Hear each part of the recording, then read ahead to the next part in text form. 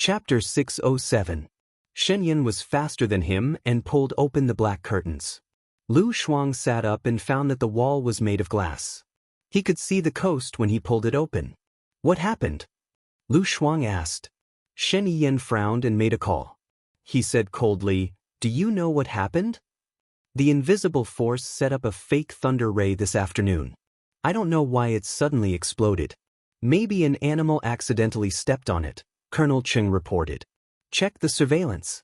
There should be surveillance at the place where the fake thunder ray was set up, right?" Shen Yiyan asked. In order to make the maneuver more realistic and to prevent the soldiers from finding the fake thunder ray according to the surveillance, the maneuver tomorrow will be monitored by unmanned cameras. They have already sent someone to the scene to check the situation. That's all for now. Shen Yian's eyes turned solemn. He hung up the phone, closed the curtains, and looked at Lu Shuang. "You woke up in shock? Why was there a bomb?" Lu Shuang was surprised. In a real battle, the enemy will bury landmines in the ground.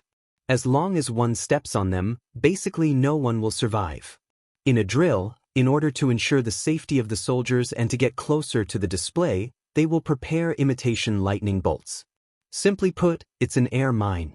It won't explode people, but it won't explode, but it will make a loud noise, Shen Yiyan explained. "Did someone step on it just now?" Shen Yiyan smiled and said softly, "It could be an animal. There are wolves, bears, and other small beasts on the island." "Isn't it very dangerous?" Lu Shuang was a little scared. She used to watch movies and often saw a group of people go to a deserted island or a remote and strange place to play. Basically, 90% of the people would die. She thought that those people were really stupid. It would be better to stay at home and watch movies.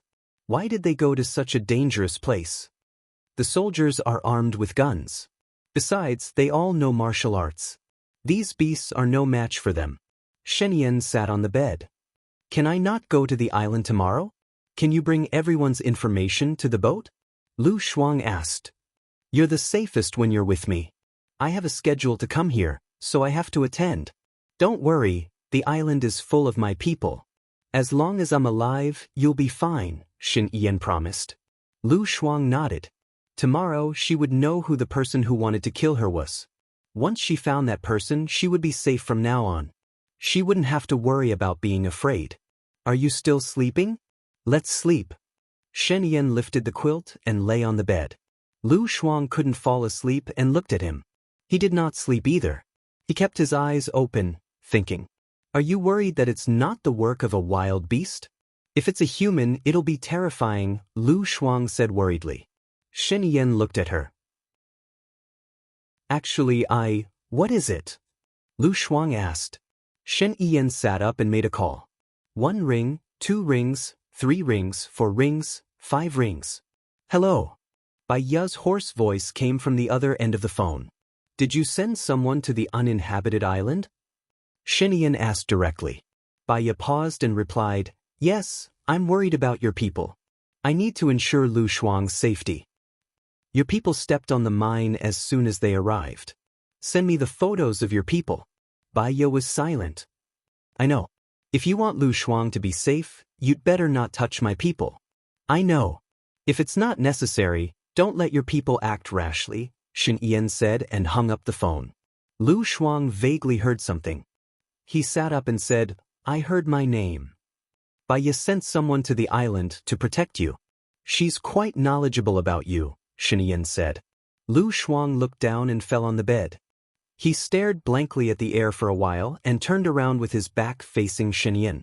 He said in a low voice, "Every time I think of her, I'll think of my mother's death. What she did was not what a friend should do. At least, she should have told me about your whereabouts.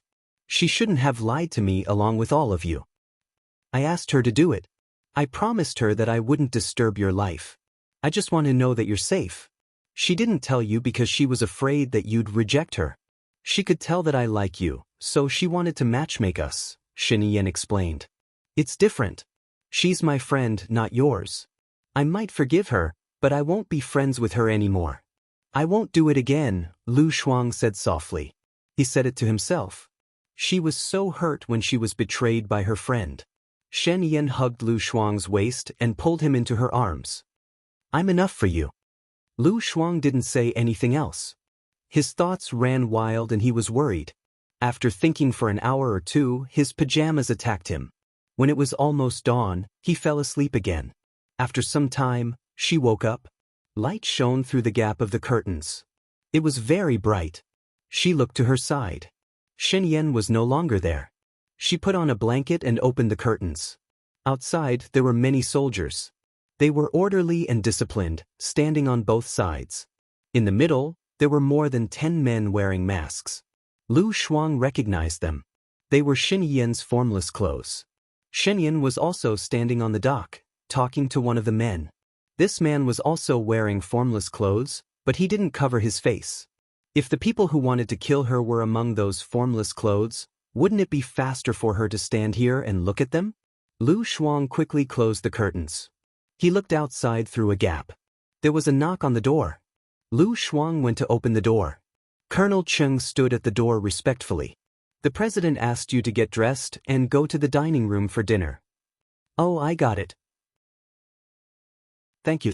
Lu Shuang closed the door and took out the suitcase Shen Yan had prepared in advance. He took out a black suit, tied up his hair simply, and only applied moisturizer. He didn't even put on any makeup. He went out to the dining room. Shen Yan was already in the dining room. He was alone. Executive Jiang was not there. There was a thick stack of documents in his hand.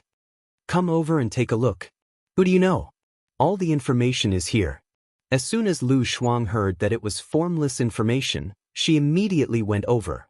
She didn't even eat breakfast. She flipped through the documents one by one. After reading all of them, there was no one. She looked again, but there was still no one. Are you sure they are all here? Lu Shuang asked. There are 276 people in total. Yes, they are all here. Shen Yan frowned slightly. 276 people. Are you sure the photos are of the person? Do your soldiers know how to PS? The PS photos don't look like the person. Lu Shuang decided to look again, but there was still no information of that person. I clearly saw that he was wearing formless clothes. Hello, everyone. I'm Qin Tang Tang. You can follow me on WeChat. Chapter 608. Clothes are easy to copy. Maybe he did it on purpose? Shen Yan reminded him. I don't think so. If he did, he could have just shown me his clothes. Why did he show me his face? But why is there no information about that person here? Lu Shuang covered his head and looked at Shen Yan in confusion. Shen Yan frowned when she saw him like this. Don't worry. I have just ordered that there will be a condolence in the morning. All the invisible people must show up. Follow me and see them one by one. If you don't see the one you saw, it might not be an invisible person. In fact, he also thought that it was an invisible person. That way, the motive would be reasonable, and only the people around him would know his whereabouts. They would only hurt Lu Shuang, not him. However, if it was not an invisible person, the problem would be serious. What was his purpose? Lu Shuang sat on his seat like a defeated rooster. If it is not an invisible person, who could it be? I found out that it was a foreign mercenary last time. Don't worry. If it is an invisible person, even if you don't recognize him, I can still find him. Shen Yan said with certainty. I can only rely on you. I'm not smart enough. Lu Shuang nodded his head. Eat breakfast first. It's getting cold. Besides, when you follow me to the condolence, don't show that you are here to look for someone. Can you do that? Shen Yan reminded him. Lu Shuang made an okay gesture. No problem. I will calmly slap them in the face. I will absolutely not reveal any flaws. She lowered her head and ate her breakfast. Shen Yan pushed his share to Lu Shuang. More. What are you going to eat if you give me everything? Besides, I can't eat so much. Lu Shuang pushed his breakfast to her. Remember, when we are on the island, do whatever I ask you to do. Don't be more than 1 meter away from me. Do you understand? Shen Yan said seriously. Lu Shuang took a bite of the bun and nodded. You're the only person I know on the island. If I don't follow you, who else would I follow? Monkey? I'm not stupid. Are there monkeys on this island? Just don't run around blindly, Xinyan said and lowered her head to eat breakfast. Lu Shuang peeled an egg and asked, "Do you eat egg yolks?" "No, what's wrong?" "Then I'll throw it away." "I won't eat it either," Lu Shuang said as he peeled the egg white and ate it. Xinyan passed the egg on his plate to her. "Here you go. You ate the egg white. You don't want it? Don't your cooks know that you don't eat eggs?" Lu Shuang asked suspiciously. Xinyan knocked her head with the egg. "Eggs? Didn't I save them for you?" Lu Shuang rubbed his head. Since he was absent-minded, he didn't want to argue with him. "Thank you then." She took the egg from Xinyan's hand, peeled the eggshell clean, and ate the egg white. Her mind was wandering. If it wasn't the invisible man, who could it be? Her head hurt just thinking about it. After breakfast, Xinyan looked at her deeply. Lu Shuang touched his face. There was nothing there. "What's wrong?" "Go to the room later. I'll send the clothes you want to change into," Xinyan said in a low voice. "What clothes?" Lu Shuang was puzzled. "Aren't all my clothes in the room?" "Clothes for combat," Xinyan said. "Combat? What kind of combat?" Lu Shuang was confused. "There's a drill in the afternoon. We're also in the middle of the drill." "Follow me," Xinyan said. Lu Shuang, "I say, Xinyan, are you crazy? I'm following you to find the person who killed my mother. I'm not your soldier. I don't need to participate in the drill. I don't rely on this to make a living. It's not necessary for me to participate." Lu Shuang opened his eyes wide. "Then why do you think military training is necessary when the school starts?" Xinyan asked. Lu Shuang twitched the corner of his mouth and said carelessly, "That's because they have nothing to do after eating their fill." Xinyan knocked on his head. "That's to train the students' willpower and ability to endure hardships." Lu Shuang scratched his hair with his fingers. "It turns out that the military training is indeed very hard. Then, after the military training is over, I still do what I should do. What are you training me for? I won't encounter such situations in the future. I promise I won't go to the deep mountains and forests for the rest of my life." Shen Yan's face darkened. "Many things won't happen even if you don't want them to happen. All the preparations are for possible accidents in the future.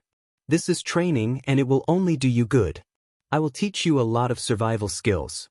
If there is another accident next time, you will be able to survive. If there's another accident next time, you'll know what to do. Lu Shuang, I want to protect you, but sometimes, I can't be by your side all the time. I don't want anything to happen to you." Lu Shuang thought of her mother's accident, and his eyes dimmed. Indeed, if she had known how to fight at that time, maybe her mother wouldn't have died.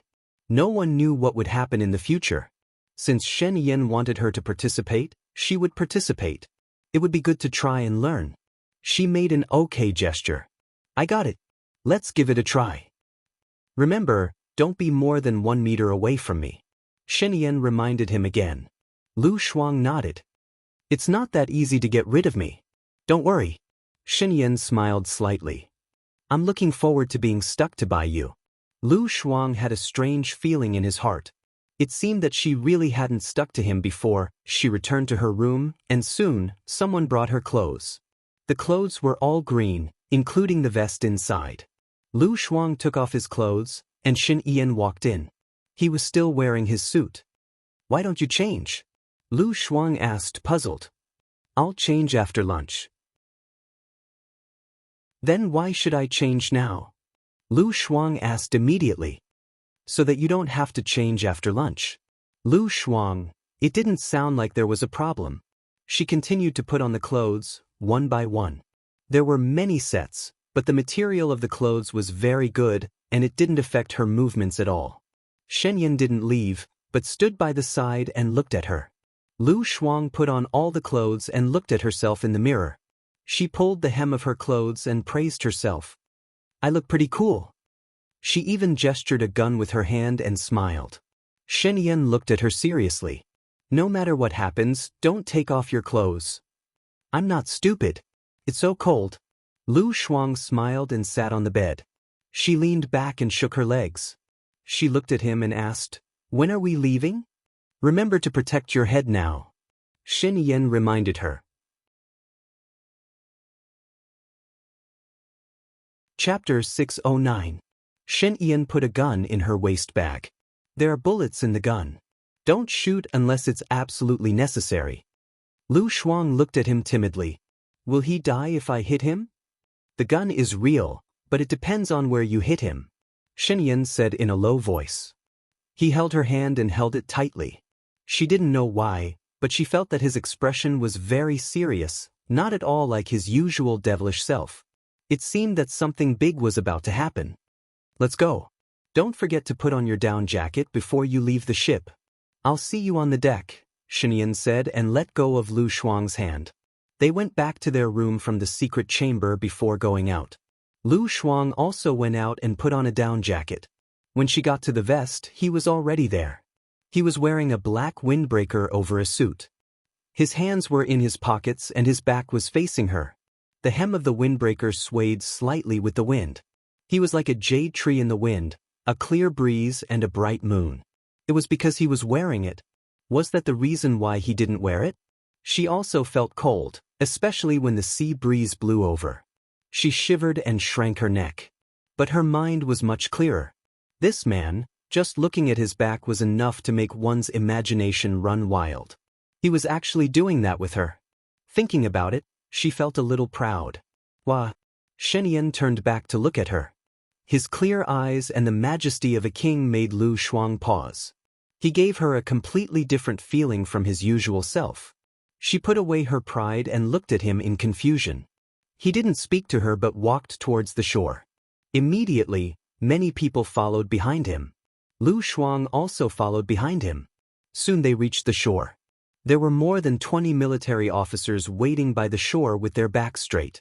There were also more than 10 cars. They were all very respectful to Shen Yan. They nodded together and didn't dare to raise their heads. Someone opened the car door. Colonel Cheng sat in the front passenger seat. She and Shen Yan sat in the back seat. She looked at Shen Yan. Shen Yan looked ahead with a cold gaze. He had an unapproachable aura. She didn't dare to speak. She looked out of the window and listened to the sound of the waves crashing against the rocks. Because no one spoke, Lu Shuang felt the atmosphere was heavy and oppressive. He felt a little out of breath and took a deep breath. Her hand was held by someone, and it felt warm, as if it had given her strength. Lu Shuang looked at Shen Yan. He was still holding her hand and looking forward. He asked, "Is everything ready?" The driver said, "I'm ready. There will be 10 people in each group and there will be a total of 27 groups. The teams will be randomly selected. Well, Colonel Cheng, you and the guard captain will stay in the control room and be in charge of commanding. Report to me immediately if anything happens, understand?" Shen Yan ordered. Colonel Cheng nodded in a businesslike manner. "Lao Zhou, has anyone sneaked out of the island recently?" Shen Yan asked. Lao Zhou's body was tense, and he reported with trepidation, "All the tasks are carried out according to the orders of the superiors. No one dares to disobey the military orders. So far, no secret operations have been found." "Really? I'll give you a task now. Do it secretly and don't let anyone know," Shen Yan ordered. "Yes, Mr. President, please tell me," Lao Zhou replied carefully. "This afternoon, most of the invisible special guards will participate in the maneuver, and only a few will stay at the base. I've brought 100 pinhole cameras here. Install them according to the drawings I've given you. Don't tell anyone about this except for you, not even Lao Tang or Lao Yu," Shen Yan said coldly. Lao Zhou said coldly. Lao Zhou suddenly understood why this maneuver was so grand and involved most of the invisible special guards. It turned out that it was to install the pinhole cameras. "I promise to complete the task." Shen Yan didn't say anything else. Lu Shuang was touched and looked at Shen Yan. He had done all that to protect her. If the person who wanted to kill her was really invisible, he would be able to find out their whereabouts immediately. Her heart was also made of flesh and blood. She had feelings for this friendship. Although he had forced her, imprisoned her, and didn't give her freedom, he had never hurt her. He had also given her a good life. This time, he had treated her even better. Even when she was living in his house, he didn't mistreat her at all. Nangong Yu bullied her. Even though he knew that he couldn't touch her and that it would endanger his political position, he still crippled her to avenge her. A long, long time ago, when she was still an adolescent girl, she had dreamed that in the future, there would be a prince who could see her as an unpolished jade and give her a happy life. The prince must be handsome, gentle, considerate, loving, fond of, and tolerant of her. Her future son must also be like this. If her son was a prince, his daughter would be a real princess. However, that was just an unrealistic dream when she was a little girl. As she grew older, the dream of being a prince had long been abandoned in the dust of youth. For her, finding a mature and steady man who had a regular job, was not a playboy, and was not ugly was enough. After all, there were too few princes and too many girls in the world. She was not as smart as Baya, not as gentle as Baya, not as tough as Baya, not as mature as Baya, and not as ambitious and perfect as Baya. She was very ordinary. She was born in an ordinary family, grew up in an ordinary environment, and had an ordinary personality. She was so ordinary that she could be found everywhere on the street. Therefore, when Shen Yan said that he liked her, she didn't believe it. The gap between them was too big. Shen Yan married a wife and kept her in captivity. She didn't feel sad, because it was impossible for her and Shen Yan to be together. She was not ordinary, or she and Shen Yan had been classmates when they were young. His father had the same status as her father. It was just that his father had become the president during the ups and downs of the political scene, and he had become a real prince. When she thought about it, it was incredible.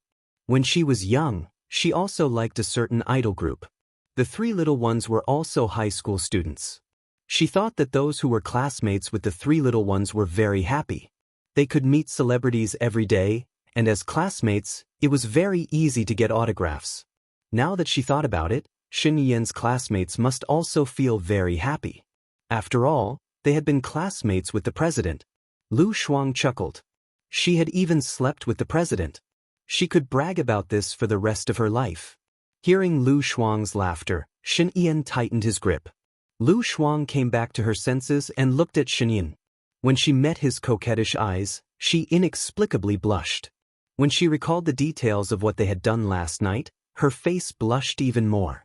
She cleared her throat, turned her face away, and looked outside. She opened the window slightly, letting in some cold air. Her face was too hot. Her face was too hot. Shen Yan also raised the corner of her mouth slightly, and there was a hint of warmth in her coldness. Lu Shuang saw a few houses not far away. They weren't tall. We're almost there.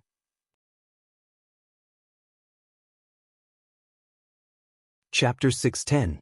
Without Shen Yan's warmth, she felt cold on her hands. She closed the window and looked down.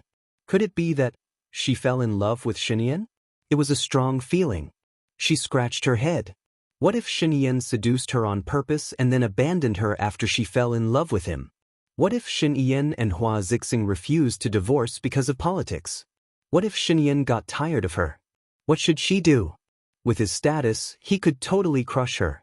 She could not call for help and would be KO'd. Get out of the car. Shen Yan reminded him. Okay.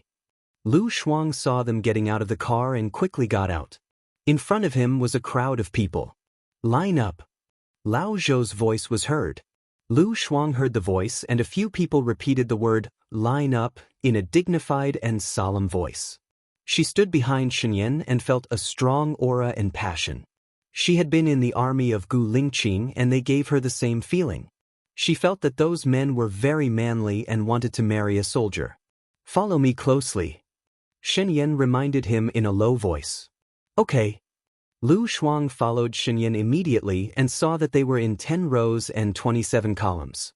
There was a platoon leader in front of every 3 columns and a company commander in front of every 3 platoon leaders. The commander should be Lao Zhou. He was standing at the front. Those people had taken off their masks and put their hands behind their backs. Their feet were shoulder-width apart and they stood straight with no expression on their faces. Shen Yan walked past them one by one and glanced at each of them. Lu Shuang looked at them too and frowned. Strange, there was no such person. Could it be that the person was not invisible? Then who was that person? After Shen Yan finished walking, she stood in front of Lao Zhou and asked indifferently, Is there anyone who is on leave or on a mission outside? No. Lao Zhou confirmed. Tell me the rules of the exercise in the afternoon. Shen Yan ordered coldly. He held a megaphone and stood in front of the crowd. This afternoon, apart from the 9 platoon commanders, 3 company commanders, and the commanding officer, everyone else will be participating in the drill. Randomly assigned, 10 people to a group, a total of 27 groups. The president will bring his people to fill in the spots, and each group will have one. The 5 flags were randomly assigned. On the flags were the words none, form, must, victory, and return. The group that obtained these 5 flags could return here and hand them over to me in advance. That would be the end of the competition. Understand? Understood, the warriors said in unison, their aura magnificent. The first place will be promoted by 1 rank and have 2 months of leave. The second place will be rewarded with 200,000 yuan and have 2 months of leave. The third place will be rewarded with 100,000 yuan and have a month of leave. The fourth place will be rewarded with 50,000 yuan and have a month of leave. The fifth place will be rewarded with 10,000 yuan. Emergency training, old Zhou continued. Victory! The soldiers shouted their slogan. Lu Shuang looked at Shen Yan's expression. He really couldn't see anything from his secretive face. He only felt that his eyes were as sharp as an eagle's. If the president was ranked 6th or below, wouldn't it be very embarrassing? Was there a conspiracy? She felt that she would definitely be a burden. Now, all platoon commanders and company commanders, please come and draw lots. Those whose name I call will be in a group, Lao Zhou continued.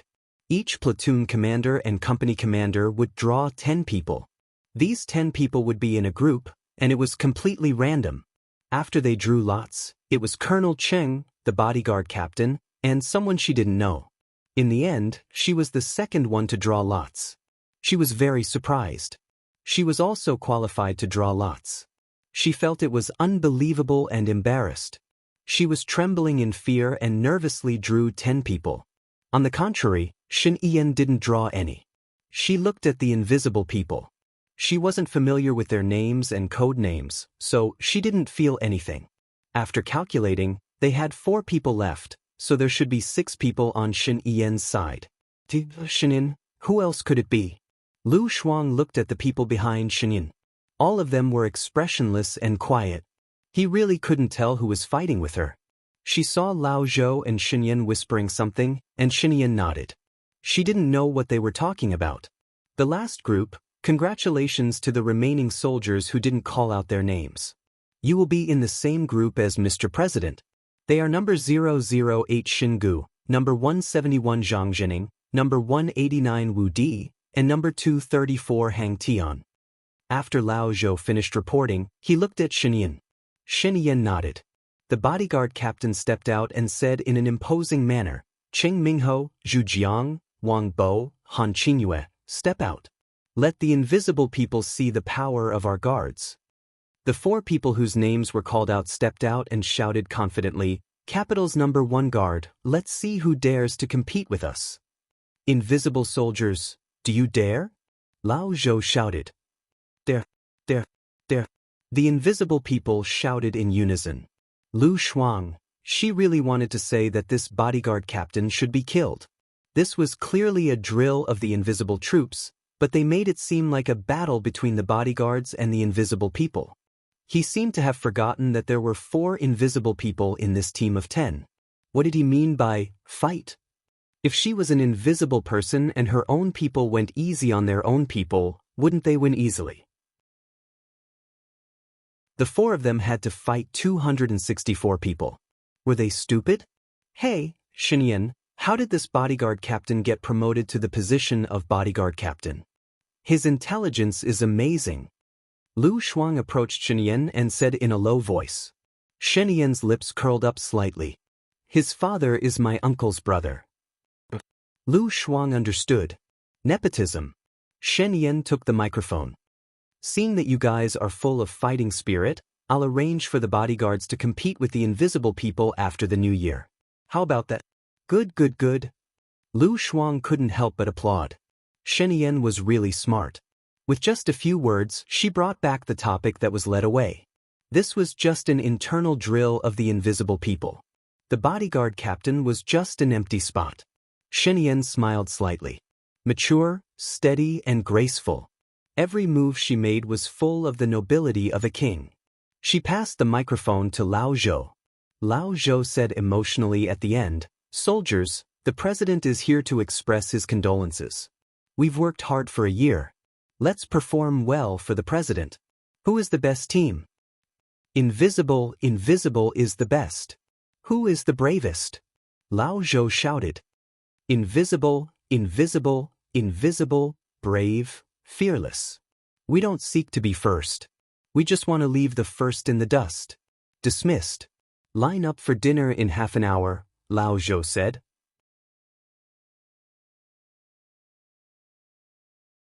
Chapter 611. She thought of Gu Lingqing's army. Gu Lingqing was very strict and meticulous. From afar, people could feel his dignity, responsibility, and morale. Shen Yan's formless made her feel that he had the potential to be a joker. He was a kind of leader who led a team. As far as she knew, there were 3 elite teams in Country A. One was Gu Lingqing's Dark Shadow, one was Shen Yan's formless, and the last one was Xing Dongqing's. People called them Black Weasel, as if they were a team that existed in the dark. Anyway, the rumors were not good. The soldiers were dismissed. Shen Yan walked towards the room where he was received, and Lu Shuang immediately followed. She had been standing outside with Shen Yan for 2 or 3 hours. Her face was numb from the cold and she could not feel anything. Her feet were also tired from standing. As soon as they reached Shen Yan's room, she took off her shoes and lay on his bed. Shen Yan looked at her. "The training in the afternoon will be very tough." Lu Shuang looked at Shen Yan and did not say anything. "We'll go eat with them later." "Eat more," Shen Yan reminded him. "When will this maneuver end?" Lu Shuang asked. "Not necessarily. If everything goes well, it will be a few hours. If not, it will be a few days," Shen Yan said. "A few days?" Lu Shuang was shocked and sat up. "Seriously? Will we starve to death?" "If it really takes a few days, we will resupply them. Under normal circumstances, we won't starve to death." Lu Shuang breathed a sigh of relief. But when he thought of how many days it would take, his heart sank. She did not want to participate in this maneuver. She felt that it was a pain in the ass. Could they really learn survival skills from the maneuver? "After eating, we will rest for an hour and then we will start the battle." However, under normal circumstances, the members who have said in advance are actually already in the battle from this moment on. "So, after eating, our team will gather first and discuss the strategy," Shen Yan said. Lu Shuang wanted to cry but had no tears. "I want to sleep for a while. You slept so late last night. If I had known, I would have gone to bed earlier. It's a waste of energy." "Shen Yan, 4 hours of rest is enough for me," he reassured her. "Even 40 hours is not enough for me. You have been pressing my feet all the time. My muscles have been aching since this morning." Lu Shuang tried to find all kinds of excuses to stop thinking about it. Shen Yan sat by her bedside. Her gaze softened a little. "Although your body is much better than before, it's still not enough. When we go back this time, I'll run with you every day." "You used to run every day, okay? Got it? You're the one accompanying me. I'll take 1 to 2 hours to teach you martial arts, self-defense, and shooting," Shen Yan said softly. Lu Shuang lowered her eyes. She thought of her mother's tragic death. She was a person who did things with passion for 3 minutes, but once that impulse passed, she would be all kinds of gluttonous and lazy. Feeling a little guilty, she sighed and said with dim eyes, "My mother must be very sad that she gave birth to such a gluttonous and lazy daughter like me. I really should have trained. I can't be neglected. I shouldn't have let the pain and fighting spirit wear away." "Are you sure that person is not invisible?" Shen Yan asked. Lu Shuang nodded. "Can you draw what that person looks like? The facial recognition technology is quite mature now. Maybe you can find it through facial recognition," Shen Yan said in a low voice. "Try it when we go back." "Shen Yan, do you think that the person who wants to kill me is not invisible? Could it be Xing Dongqing? Isn't Xing Dongqing on the same boat as you?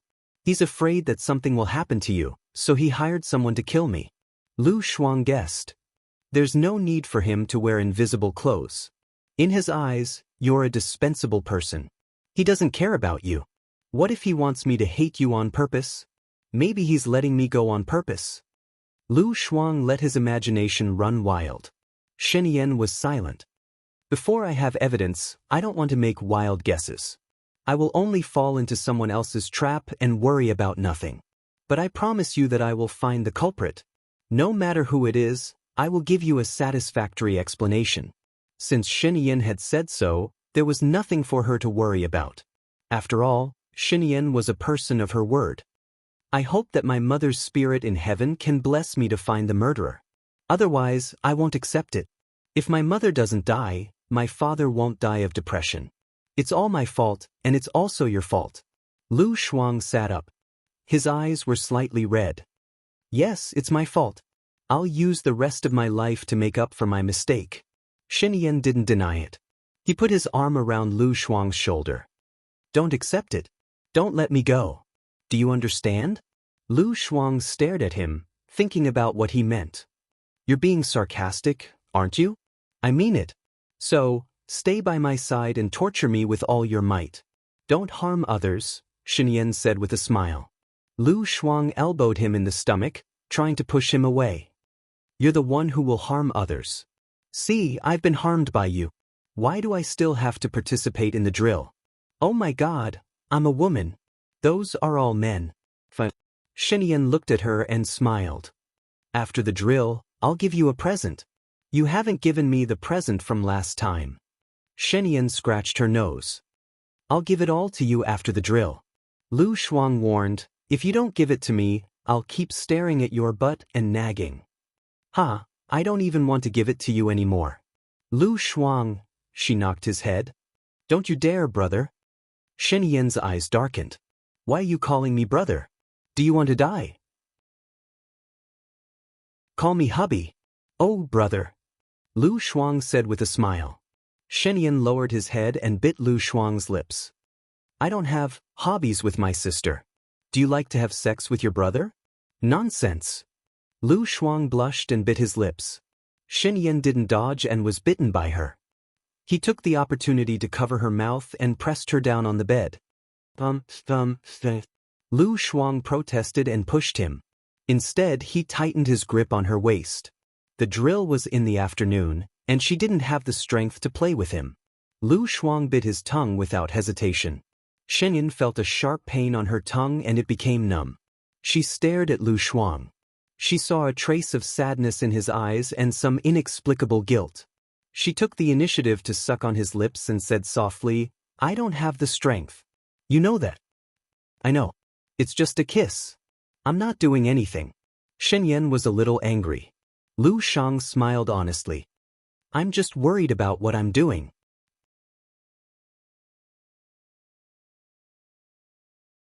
Chapter 6:12. His gloomy mood became better because of her words. He tapped on her nose and said, Rest on the bed for a while. I will close the door. Remember, don't open the door for anyone except me, okay? Lu Shuang made an okay gesture. Shen Yan went out and closed the door for her. Lu Shuang turned over and took out her phone. There was no signal on the phone, so she could only play single-player games. After playing for half an hour, Shen Yan still hadn't come back. Didn't he say he was going to eat? She sat up and wanted to go out to look for him, but she didn't know where to find him. There was no signal here. If she got lost, he would have to look for her again. She didn't have any skills. The only thing she could do was not to be a burden. She lay down on the bed and fell asleep. After a long time, she heard someone talking and then the sound of the door opening. She opened her eyes alertly and saw Shen Yan coming in. Where have you been? Lu Shuang asked. Because she had just woken up, her voice was soft and sexy, and a little cute. Shen Yan's heart softened when she saw her. Colonel Cheng, who was following behind Shen Yan, already knew the relationship between Lu Shuang and Shen Yan. He was not surprised at all. He walked in and put the food on the table. Get up and eat, Shen Yan said and walked towards her. Then I will go down first, Colonel Cheng said. Ask them to gather in the meeting room in half an hour. I will be there in half an hour, Shenyan said. Okay. Colonel Ching went out and closed the door for them. Shenyan took off her coat and suit and said to Lu Shuang, I will rest for 20 minutes. Wake me up in 20 minutes. Aren't you going to eat? Lu Shuang sat in front of the chair. She was hungry, so she started to eat. I have eaten with the soldiers. You can eat later and save some food, Shenyan said. Save what? She didn't understand. Song Shenyan did not reply. Lu Shuang didn't hear him turn around. He turned his head and looked at him. Lu Shuang had already fallen asleep. His eyes were closed, and he wasn't moving at all. The corners of Lu Shuang's mouth curled up slightly. Didn't he say that 4 hours of rest would be enough? Ha! She didn't expose him and let him sleep. She buried her head in her food and drank her milk. When she looked at the time, it had already been 20 minutes. She walked to the bed and gently pushed Shenyan. Hey, it's been more than 4 hours. Shenyan sensed the teasing in her voice and smiled. For him, 4 hours was enough. At this time, he was taking the chance to rest to conserve his energy. This was because there was a fierce battle in this drill. He did not tell her about it for fear of scaring her. He knew Lu Shuang very well. He was strong on the outside but weak on the inside. He was just a paper tiger. He still remembered that when they were still in junior high, the teacher had asked a few classes to clean the school. She was the team leader of the cleaning area. One day, she had a conflict with the class next door because of who was cleaning the lawn. At that time, she was so fierce that she made the girls in the other class cry. That girl was the prettiest girl in the class, and a group of boys came down to settle the score with her. She was frightened at that time, but she couldn't lose her confidence. She shouted, I want to get the teacher to judge. She turned around and left. He saw her turn around the corner. She must have been scared out of her wits. He brought a group of boys downstairs and beat up the students in that class. Because of his special status as the governor's son, the school did not dare to investigate further. The matter was left unsettled. She didn't even know that he was the one who helped her bully the students. Shenyan opened his eyes and held the back of her head. His strength was so strong that he pulled her onto his body. He turned over and lowered his head, kissing her deeply on the lips. It didn't last long, just 3 seconds. Lu Shuang looked at him with a red face. You woke up a long time ago. He smiled slightly. I just wanted to kiss you. If your subordinates saw you like this, they would definitely faint, right? Lu Shuang said in disdain. So, I only let you know that I'm like this. You're the only one who will despise me, Shenyan said with a smile. He stood up and picked up the black backpack that he had left in the corner. He started to change his clothes. The outfit was the same as hers, but he looked more manly when he wore it. It gave Lu Shuang the illusion that he could protect her. I didn't expect you to look so handsome in a camouflage uniform. She leaned on the bed, swaying her legs, and looked at him with admiration. Shenyan not only put a gun and bullets in it, but he also put a knife in the bandage on his leg. Wow, that knife, why don't I have it? Lu Shuang asked in surprise. I'm afraid that you'll cut yourself. You just have to follow me, Shenyan said. What if we get separated? I want that knife too. Lu Shuang just felt that he looked so handsome in that outfit. Shen Yan threw the knife to her, knelt in front of her, helped her put the knife in the special bandage on her leg. Lu Shuang jumped down from the bed, took out the gun from her waist bag and posed. Shenyan, I look handsome like this too, don't I? Don't I look like a female secret agent? Shenyan continued to put on other things and couldn't be bothered with her. Lu Shuang saw that Shenyan was ignoring her. Anyway, she was used to this guy's disdain. She took a few photos of herself to amuse herself. It was a pity that there was no signal here. Otherwise, she would have posted it online and there would be many fangirls. There was a knock on the door. Put it away. Shen Yan reminded her. Okay. Lu Shuang immediately put away the gun and put it in her waist bag. Shen Yan also changed her clothes and opened the door. Colonel Chung stood at the door and said respectfully, Mr. President, they are all waiting in the conference room. Shen Yan nodded and looked at Lu Shuang. You can go with me. You don't need to wear the down jacket. Lu Shuang nodded. help me prepare a new dagger. Shen Yan ordered Colonel Cheng. Colonel Cheng looked at Lu Shuang's leg and understood. Then he went to prepare the dagger that Shen Yan needed.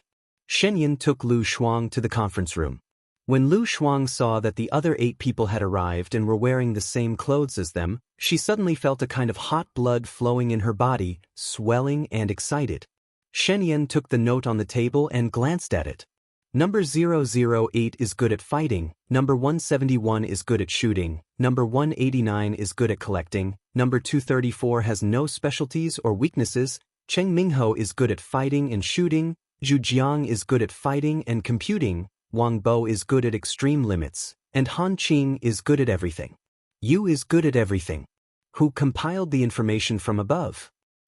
Number 189 is here. Number 189 stood up and said, "Hello, everyone, I am Qin Tang Tang. You can follow me on WeChat."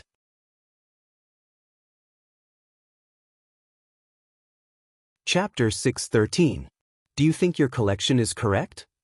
Shen Yan asked back. Reporting to the president, this is the answer I got after asking everyone. A serious report reported. Shen Yan did not answer his question.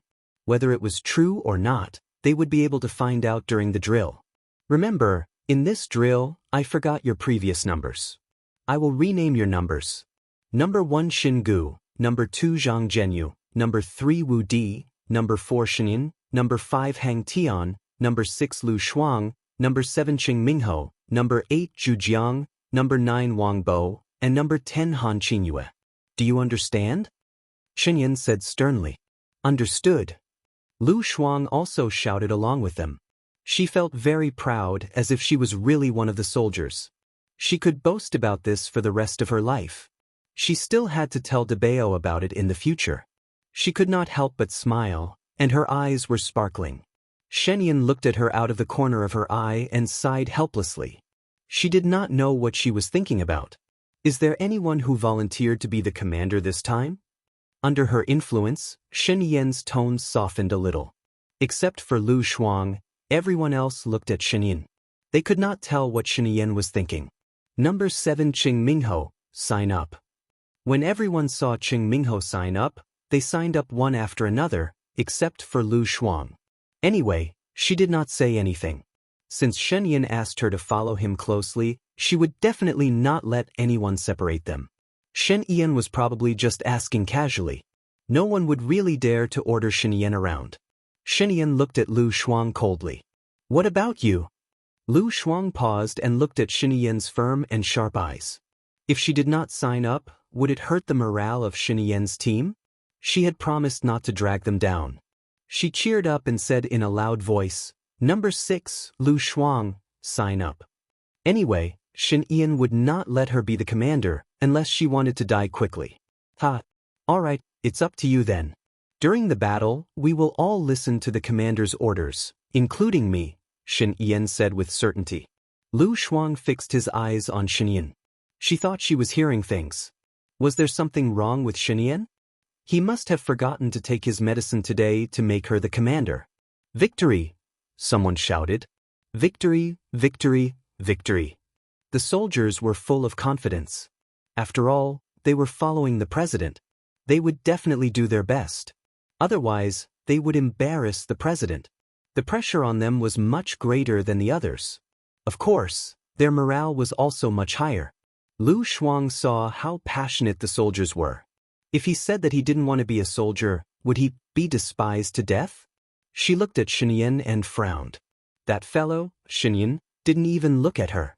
In the morning, she thought that she might have fallen for him. How could she fall for such a person? She wasn't a masochist. She was so angry. Lu Shuang raised his hands and signaled for everyone to quiet down.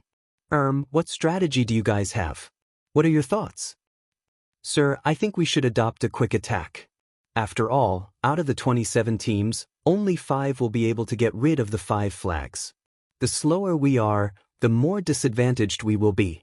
Ending the battle as soon as possible is the correct method, Qing Mingho, the number 7, said. I don't agree with this method.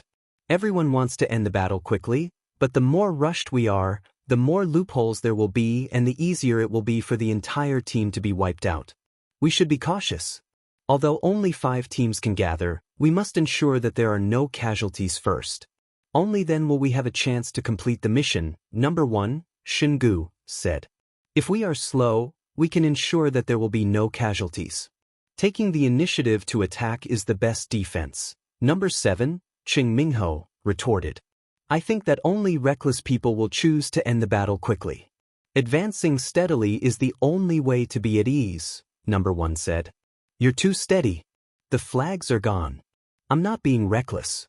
I'm being proactive and raising morale. If you insist that I'm being reckless, then what you're doing is cowardice. Cowardice isn't invisible. That dangerous mission can't be completed invisibly.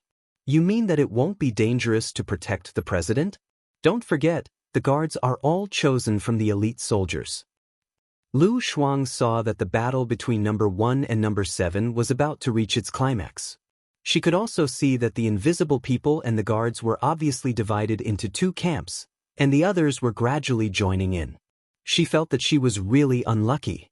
Not only did her team have her as a burden, but there was also the problem of internal division. If they could win, it must be because the heavens were taking a nap. She looked at Shenyan.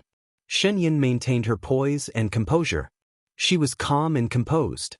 Slowly, her gaze landed on her face. She didn't look like she was going to say anything. Lu Shuang said helplessly, I say, all of you, quiet down first. Her voice was so low that they didn't hear her. They were still arguing. Hey, all of you, quiet down. She raised her decibel. Still, no one listened to her. Hey! She used the highest decibel she could, but no one listened to her and stopped. Her throat was hurting. She stood up and slammed her chair on the table with a loud bang. The meeting room instantly quietened down. The corner of Shenyan's mouth curled up, revealing a smile. I say, all of you are arguing until your ears are red. Have you solved the problem? I feel like you're watching a grandparent and grandchild riding a donkey. Everyone says they're right, and everyone says they're right, but no one says the essence. Number 7, the feeling you give me is that you're aggressive, but there's no strategy or method. Number 1, the feeling you give me is that you're too focused on stability and not heroic. We don't want to be ambitious and ordinary people. Where's the strategy? Where's the plan? Where's the specific way to solve the problem? Lu Shuang lectured both of them and didn't take sides. Because she was Shen Yan's person, although they didn't know her specific ability, everyone gave her face and didn't refute her. We'll listen to the commander, Number 1 said. Lu Shuang looked at Shenyan. Here, you're the commander. I've said it before, I'll listen to the commander too, Shenyan said. Lu Shuang knew that Shenyan wouldn't help her. He was the one who chose her. It had nothing to do with her if they lost, but if they lost and embarrassed themselves, he shouldn't blame her. My idea is, since old Zhou. Lu Shuang paused and felt that he shouldn't call him old Zhou like Shenyan, so he changed the way he addressed him and said, Commander Zhou said that we'll only win if the flag is handed to him. We'll observe the terrain and find the only way to get there.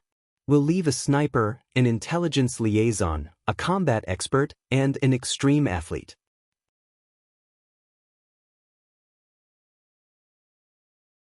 Chapter 6:14. Lu Shuang saw that they did not speak, and all 9 pairs of eyes were looking at her. She thought that she did not make herself clear, so she explained, This is what I'm thinking. Since those people have the flag, they will definitely hand it over to Commander Zhou. We will set up an ambush on the path that they must pass. Firstly, we can snatch the flag, and secondly, we can delay the first team and shorten the distance. However, I guess the other teams have also thought of this idea. So, after we get the map, the first thing we need to do is to occupy an advantageous position. I've also thought about it. If we split up the team, it will weaken the strength of the team, but at the same time, we can preserve our strength. At the beginning, we don't rush to snatch it.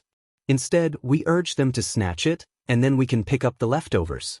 On one hand, we can preserve our strength, and on the other hand, we can exhaust the enemy's strength. I've also thought about it. We will be divided into 4 groups. The first group, Qing Mingho, Zhu Jiang, The two of you are stronger in terms of overall strength, and your computer logic ability is also stronger. You will rush to the path that they must pass, or the few intersections that they must pass through, and set up traps to expel the people who go. Break them down one by one, and make sure that we are the only ones in this place. My policy is to not make a move if we can, and let them fight among themselves. The second group, Wang Bo and Han Qingyue, you are responsible for gathering information about the enemy, and do a good job of communication in the team. Every team has a walkie-talkie, Xin Yan reminded them. Oh, then Wang Bo and Han Qingyue's task will be even more difficult. You have to pay attention to the enemy's situation in all directions and make a detailed understanding of their situation. Then, you have to come up with a reasonable plan to annihilate them and not let them pass. If you guys get the 5 flags, if you get the flag, you can hand it over to Commander Zhou immediately, Lu Shuang said. At this point, the soldiers exchanged looks with each other, especially the bodyguards. They knew that a woman had appeared beside the president for no reason. She looked very ordinary, and other than the time when she fearlessly saved the foreign envoy, she did not seem to have any special abilities. However, in just a few minutes, they were convinced, and they also saw the commanding ability of this paratrooper. Seeing that they did not speak, nor did they express any objections, Lu Shuang seemed to have agreed. He continued, as for the others, this is my arrangement. First, choose a place and set up some traps. Make sure that the area within a kilometer is our territory. Xingu, you are good at fighting. Zhang Zhenyu, you are good at setting up trickery. Wu Di, you're good at gathering information. The 3 of you will form a team. Wu Di, you'll gather information on the enemy, Xingu, you'll lure them in, and Zhang Zhenyu, you'll shoot. Lastly, Hang Tun. She almost called her by her full name. President Xin, the 3 of us are from the mobility unit. We'll make up for the backup when the time comes. Other than that, before we set off, we need to design sign language and symbols that only our team can understand. For example, where is our team's territory? Where do you think the mechanism is located? Shen Yan was the first to applaud. He knew that Lu Shuang was a little smart, but she was too lazy to use her brain. She acted impulsively without thinking, but he didn't expect her to have ideas and strategies. Who said that she wasn't suitable to be his wife? He felt that no one was more suitable than her. Seeing that Shen Yan was applauding, the others also applauded. Lu Shuang looked at Shen Yan gratefully. She felt guilty. She hadn't arranged anything for herself. She had even thought of what task to assign to that guy with no merits or flaws. Luckily, she had Shen Yan to back her up. The horn sounded. A sharp glint flashed past Shen Yan's eyes. She said in a low voice, "It's starting. Remember, when you carry the flag, don't reveal anything." She was looking at Lu Shuang when she said that. Lu Shuang probably wanted her to carry the flag. The group of people went out and lined up on the field. There were 27 messy backpacks on the table. Lu Shuang randomly picked one. She didn't even look at it and just carried it on her back. The platoon leader and company leader came out and led them to their respective vehicles. Lu Shuang lowered his voice and asked Shen Yan, "Does everyone enter at a different address?" Shen Yan nodded. "I think everyone gets a different map. The map should be in your backpack. When we get into the car, take it out and study it. Since we're divided into 4 teams, it's best to make 4 copies." Okay. Lu Shuang didn't know anything. How could she say that she didn't even know how to read a map? After a while, the 10 of them got into the small truck. Lu Shuang opened her backpack. There was a flag, 12 pieces of chocolate, 12 pieces of bread, 10 bottles of mineral water, a map, and a pen. A book. She took out the map and looked at it. As expected, she couldn't understand it. So, she took out the book and pen for them to copy and study. She distributed the bread, mineral water, and chocolate to the soldiers. Each of them got 1 piece. But she realized that there were 2 extra pieces of chocolate and 2 pieces of bread. Why not 1 piece each? Lu Shuang asked Shen Yan. Think about it yourself, Shen Yan replied. Lu Shuang blinked. Didn't they say that they would teach her well during the drill? What the hell did they teach her? She thought that if she took it for herself, people would definitely talk about it. Could it be that the extra 2 pieces were for the president's benefit? Is this specially for you? Lu Shuang asked Shenyan softly. No, Shenyan replied. Lu Shuang saw that they were discussing in full swing again. She thought for a while and said, well, when she spoke this time, everyone looked at her, waiting to hear her opinion. She wanted to say that she would share the 2 pieces of chocolate and 2 pieces of bread equally with them. But, looking at everyone's expectant eyes, she felt that it would be a little low if she said that. I still have 2 pieces of chocolate and 2 pieces of bread left. I think they will be very helpful to the person who designed the trap. I will share them with Xingu's team and Qing Mingho's team. You guys should make good use of them. As soon as she finished speaking, she felt that her words suddenly made her seem superior. She separated the unevenly distributed food. She even solved the problem of how to use them. Shenyan's lips curled up as he looked at her with a smile. She looked at Shenyan and smiled. She should be right. She gave the pieces of chocolate and bread to them. Commander, take a look. This map is very strange, Qing Mingho said and handed the map to Lu Shuang. Lu Shuang, she couldn't understand such a map. Shenyan took the map and explained to Lu Shuang. This map shows that we have 3 paths to Commander Zhou's side. It also shows the minefields. If we walk well, we can avoid those landmines. Shen Yan pointed out the map to Lu Shuang so that she could roughly understand the contents of the map.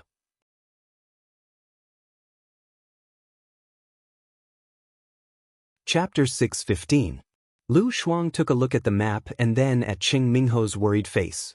That's normal. If you don't give them a path, the drill will be more intense and interesting.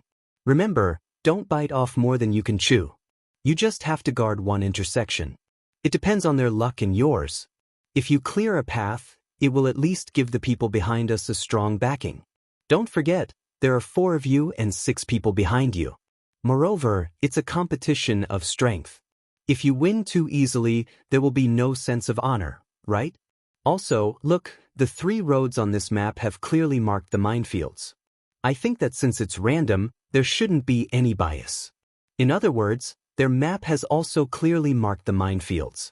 Can't we reduce the scope of the traps and catch the fish in the net? Lu Shuang said. Once she said that, the others felt that it made sense and were instantly filled with confidence. Could she say that she was just talking nonsense? She didn't even understand the map. She was just putting on an act. Then where are we going to set the traps? Xingu asked. Damn, she really had to rub it in. How would she know? Forget it, it was a drill anyway. If they lost, it would be Shenyan's fault. She casually pointed at the middle section. Xingu immediately drew a circle at the place she was pointing at. Lu Shuang, let me remind you, we are looking at the middle section. But for the others, it might not be. They might be closer to here. So be careful, Lu Shuang said. Got it, the soldiers said in unison. Lu Shuang saw that Qing Mingho was also looking at her, asking for instructions. She pointed at the furthest road. You guys are here? But Qing Mingho was puzzled. Not far from this road is the minefield. There won't be many people coming here. She actually thought so too. Because there were not many people going, the chances of the 4 of them failing were low. But she couldn't say her real thoughts. Not necessarily. I think a lot of people think the same way as you. They will go the opposite way, thinking that there is a road without mines in the minefield. Moreover, generally speaking, the road in the middle is the one with the most people, Lu Shuang said with a smile. As for the others, except for Shenyan, it made sense. Shenyan didn't say anything either. This was not his real goal. Alright, let's do that. Qing Mingho agreed with Lu Shuang. By the way, there's one more thing. Will the traps really kill those people? Lu Shuang asked worriedly. As soon as she spoke, the soldiers fell silent and looked at her strangely. It's my first time participating in such a drill, Lu Shuang said with an awkward smile. We have a hat on our heads, and the hat is electronically sensitive. If we are hit by the infrared sensor on the hat will start to smoke. As long as there is smoke, it is equivalent to death, and we will leave the drill in advance, Xingu explained. If there is smoke we will leave? Lu Shuang's eyes were sparkling. If she didn't want to continue, she could just make her hat start to smoke. Easy. How about close combat? Lu Shuang continued to ask. Don't you have this? Xingu took out a pen-like thing from his waist bag and opened it. It was an infrared dagger. This can only be used in close combat. Oh yes, I do. It's in my bag. I didn't know it was used for this. Lu Shuang wanted to open his bag, but he remembered that there was a gun in his waist bag. It would be terrible if he was discovered. So he changed the topic and pulled out the real dagger from his leg. What about this real one? This is used when we encounter beasts or snakes. It is also used to make traps and defend against other dangers, Xingu explained in a good mood. What if, I assume, I accidentally make smoke come out of myself? Lu Shuang asked tentatively. Shen Yan was speechless.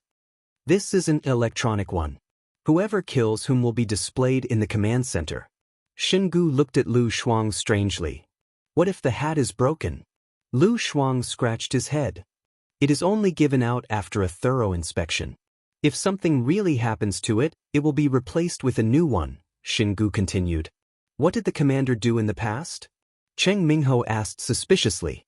A doctor from the military. Lu Shuang explained. He purposely worked in the military so that his appearance here wouldn't be too out of the ordinary.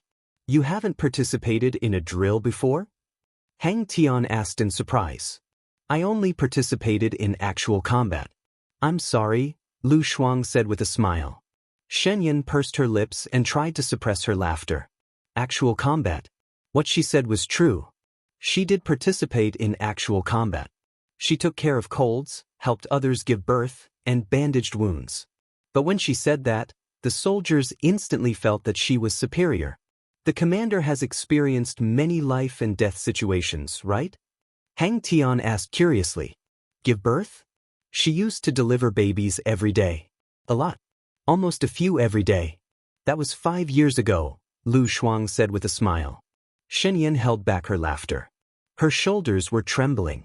In order not to expose herself, she looked out of the window. Can you tell us about it? Wang Bo said with admiration. Tell us? Bloody or heartwarming?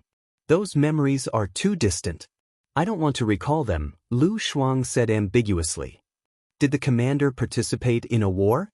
That kind of real war where you live and die in shells every day? Hang Tian asked again. Lu Shuang looked at Hang Tian's dark face. Her eyes were sparkling. She cleared her throat and explained, the doctor is a second-line soldier. It's not that dangerous.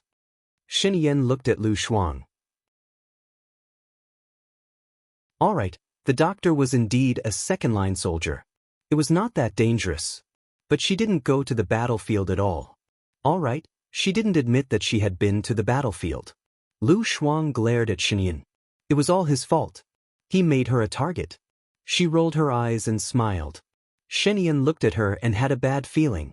Mr. President, please tell us your story. We all want to hear it.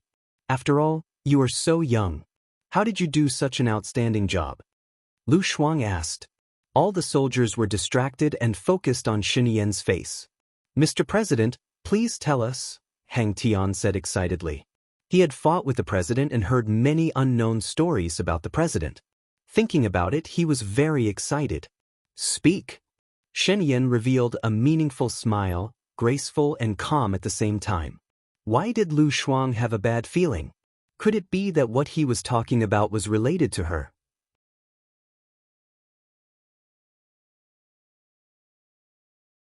Chapter 616. Lu Shuang recalled something from when she was younger. When she was in junior high, there was a time when it was raining outside and she didn't go home for lunch.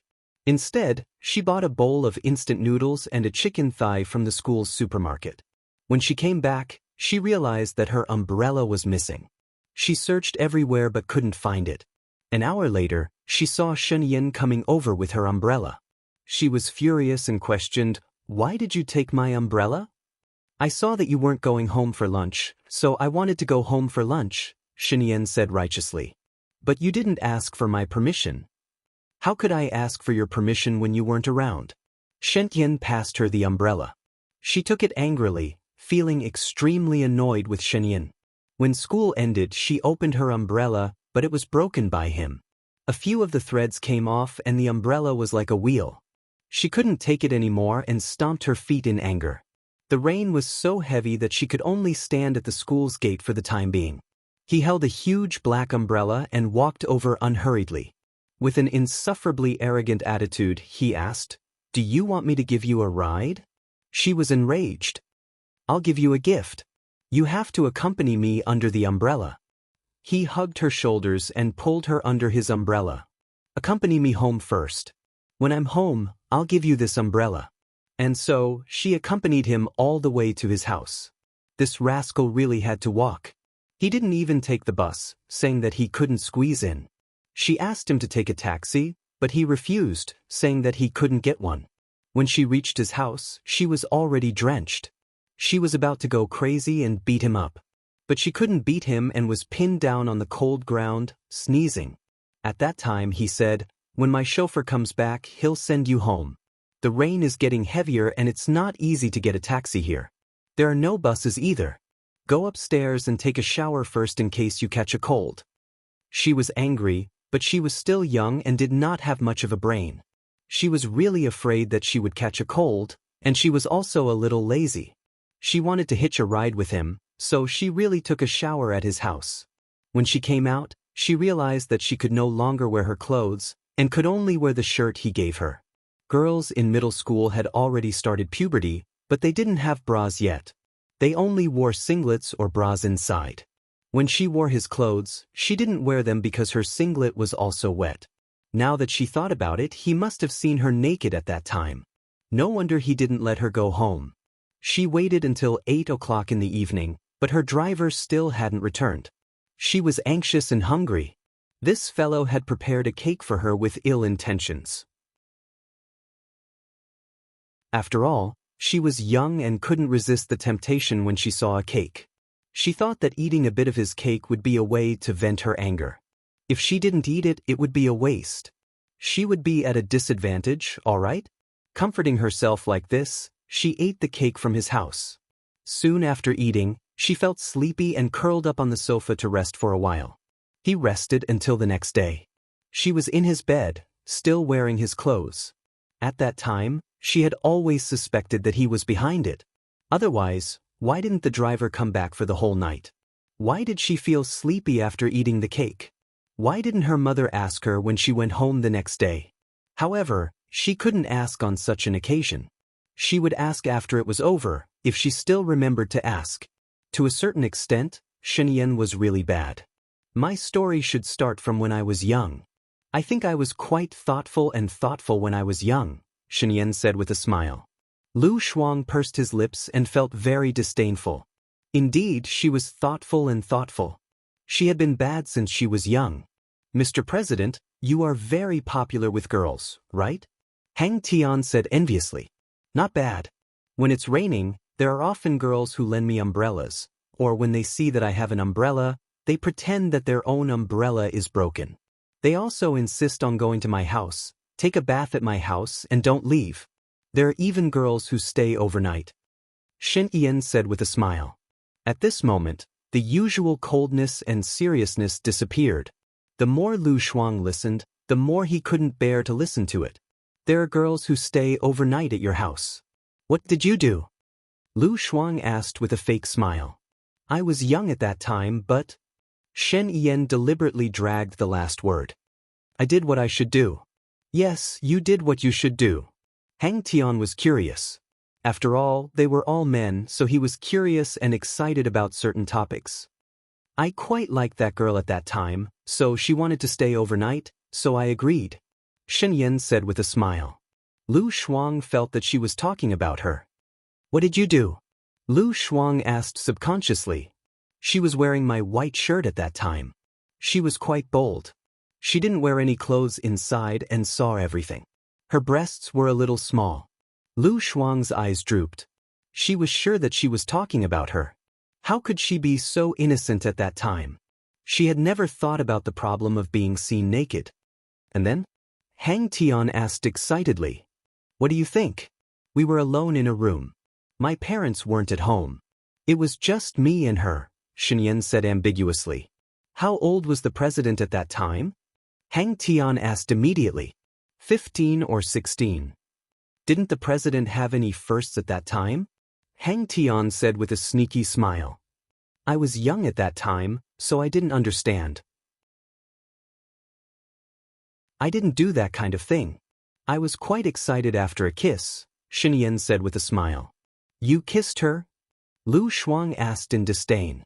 Xinyan looked at him, and there was a strange tenderness in her eyes. Yes. Lu Shuang snorted. He was so bad when he was young. She was innocent. What about that girl?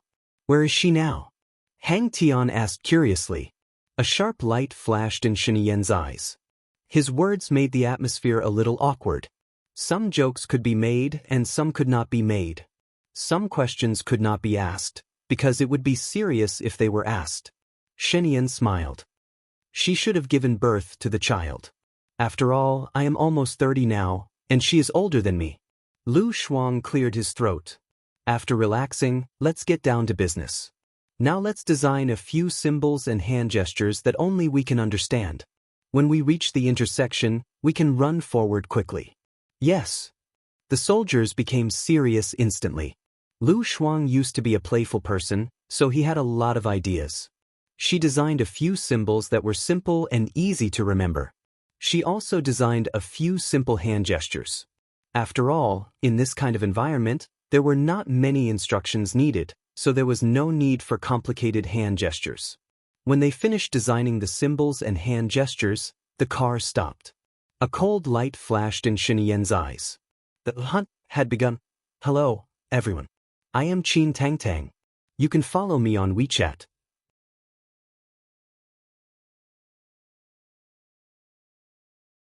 Chapter 617. After they got out of the car, they registered, took their hats, and put them on. Lu Shuang followed the troops into the forest. The soldiers let her and Xinyan walk in the middle.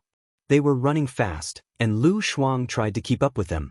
After running for half an hour, she was already out of breath. Even though she had been training for half a year, her stamina was still not as good as those soldiers. Xinyan looked back at her and squatted down in front of her. Get on. Lu Shuang shook her hand. You won't be able to take it. Except for the vanguard, the others take turns to carry the commander. We can't waste time on the safe road. Xinyan said seriously. Seeing his serious look, Lu Shuang didn't dare to refuse.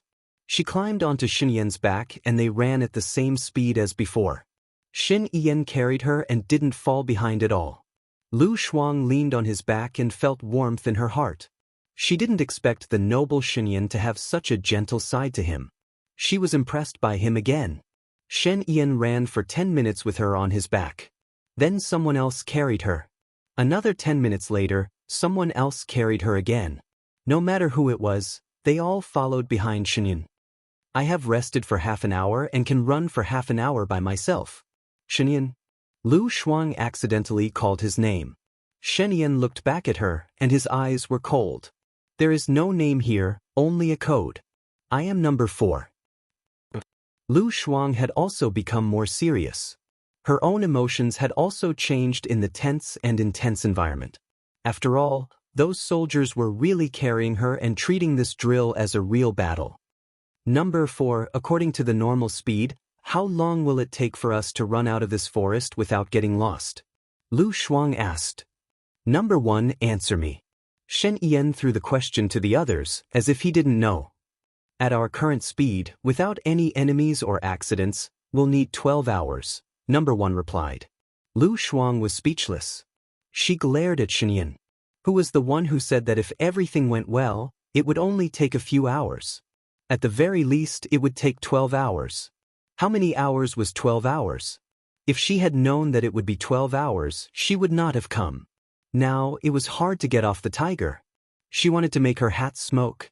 Xinyan saw through her thoughts and explained, I'm not sure either. It would be weird if you don't know about it. I'll be damned if I believe you. Just you wait. Lu Shuang was speechless as he warned. Xinyan held her hand and ran forward. Lu Shuang was annoyed and pulled his hand away from Xinyan's. A sharp glint flashed across Xinyan's eyes as he warned, Get down. Everyone quickly crouched down and found their hiding spots within a second. Lu Shuang paused for a moment.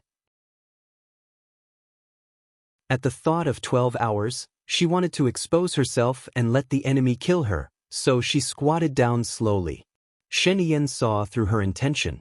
He took off her hat and put it on his head. Then he threw his hat to Hang Tian, who was supposed to follow them. Although Hang Tian didn't know why, he still gave his hat to Lu Shuang. Lu Shuang was speechless. The more she thought about it, the angrier she got. Shen Yan was bullying her on purpose. She saw that everyone was hiding well and no one was looking at her. She opened her mouth and bit Shen Yan's shoulder. Shen Yan felt the pain and turned around. He pressed her under his body and covered her mouth. Lu Shuang bit the flesh on his palm. Shen Yan let go of her. There were a few bite marks on his palm. He looked at her helplessly. Under normal circumstances, Lu Shuang was impulsive when he got angry. When the impulse disappeared, he wouldn't be angry anymore. She held his hand and looked at it. There were bite marks on his palm. For some reason, she felt sorry for him. She kissed the palm of his hand. Shen Yan raised the corner of his mouth and touched her face. This quarrel had finally come to an end. A minute later, Lu Shuang heard the rustling sound of someone stepping on dead wood. They were moving very fast. The soldiers looked at Lu Shuang. Should they start fighting or let them pass? If they started fighting, they would exhaust their forces and the people behind them would catch up. They would become the fishermen. But if they didn't start fighting, the others would have a stronger position first. They would be at a disadvantage if they fell behind. Shen Yan was also hesitating. He raised his hand and was ready to give the order to shoot. Lu Shuang stood up and shouted, "Hey, wait a minute." Team A, who was walking, was shocked when they heard someone talking. They all turned to look at her. Not to mention the 10 people in Team A, even the people in Lu Shuang's team looked at Lu Shuang in shock. If Lu Shuang was the only one exposed, wouldn't he be telling the others that their people were nearby? Lu Shuang took off his hat and held it in his arms. He smiled and said, "Here's the thing. There are 5 teams that can get all the flags. Let's form an alliance. If we work together, we can definitely get into the top 3. If we don't form an alliance, I can tell you that you are already in our encirclement. To show my sincerity, I will exchange the president's hat with your commanders. You better think about it quickly. Someone is going to overtake you soon." Shen Yan was speechless. He really didn't expect Lu Shuang to propose an alliance without discussing it with them. But now that he thought about it, an alliance might be the best way. 20 people against 10 people would be a lot more likely to win. Shen Yan also stood up. He saw the unmanned surveillance plane flying above their heads. The people in Team A looked at each other and didn't think too much. "All right, we'll form an alliance." Lu Shuang handed Shen Yan's hat over. The commander of Team A handed the hat over to Shen Yan respectfully. Shen Yan looked at Lu Shuang. Lu Shuang smiled. Shen Yan was wearing her hat. Waha, Shen Yan's hat was with Hang Tian. She didn't mind sacrificing herself anyway. It would be better to end things earlier. Shen Yan remained silent and didn't expose him. Hang Tian wouldn't expose him either. He was staring at the president's hat. He had to be careful. Team A took out the map. "We're going to run to this place and set up the trap." Lu Shuang was surprised. He took out the map. "We're going to set up the trap. The enemy is the same as yours. Let's go. Hurry up." Shen Gu was speechless. Lu Shuang was the commander. They all listened to Lu Shuang. But they felt that Lu Shuang was more charismatic than them. They felt at ease being commanded by her, even though she wasn't physically fit. All of them ran forward with all their might. Lu Shuang ran for 20 minutes and couldn't run anymore. Shen Yan squatted down in front of Lu Shuang without a word.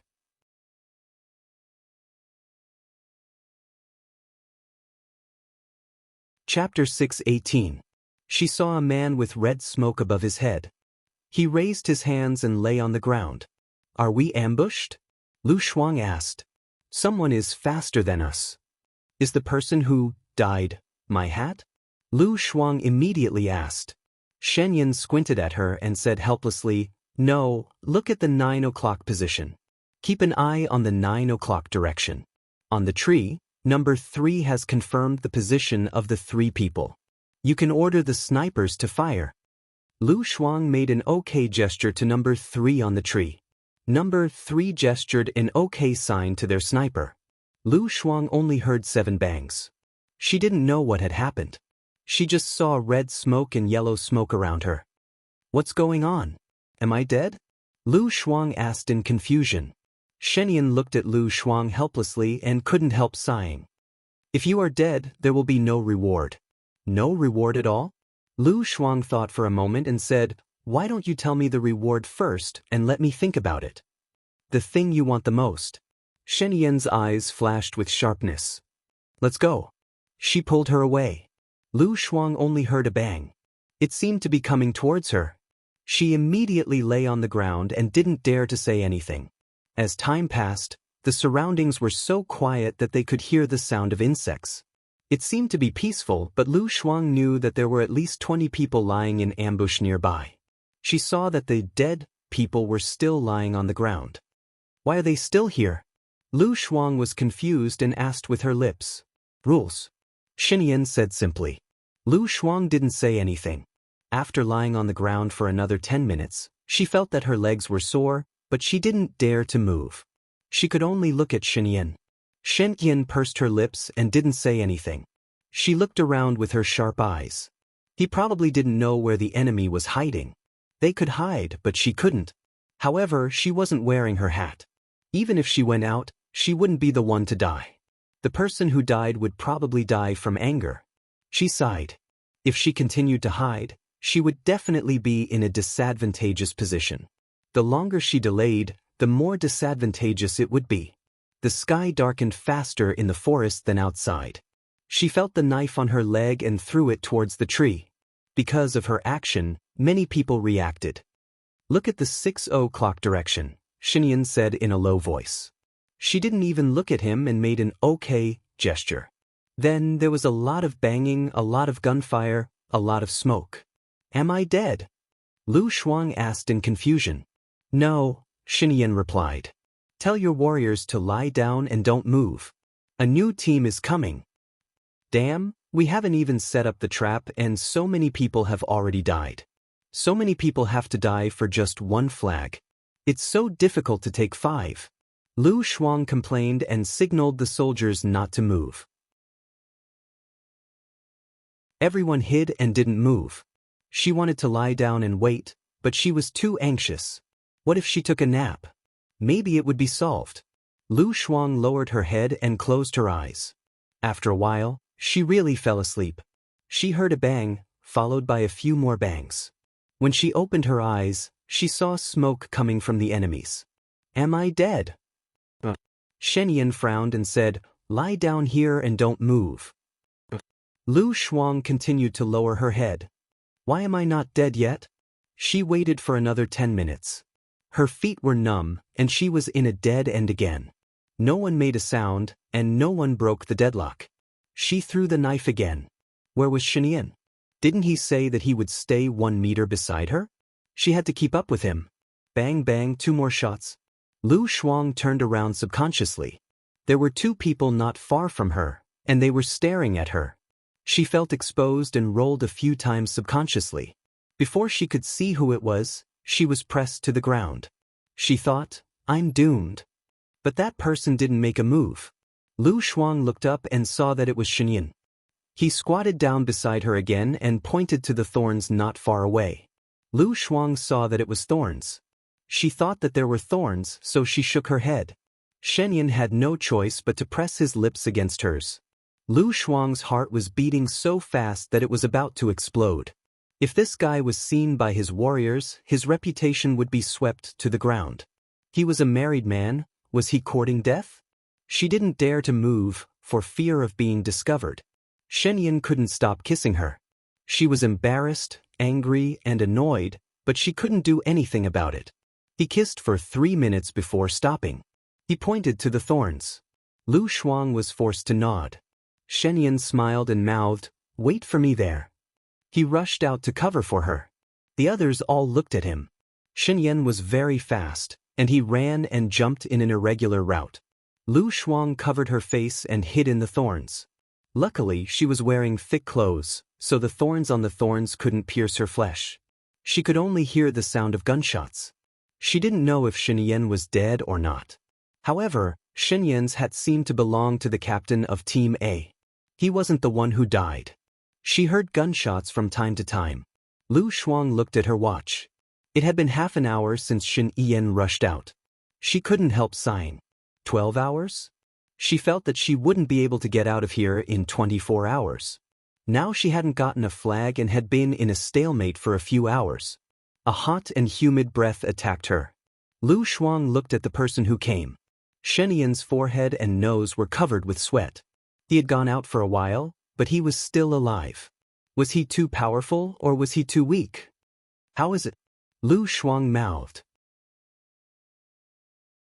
Shen Yan made a 1 sign and used her other hand to touch her waist bag. She made another 2 sign and walked closer to him. She made a gesture of don't move with both hands. Lu Shuang understood.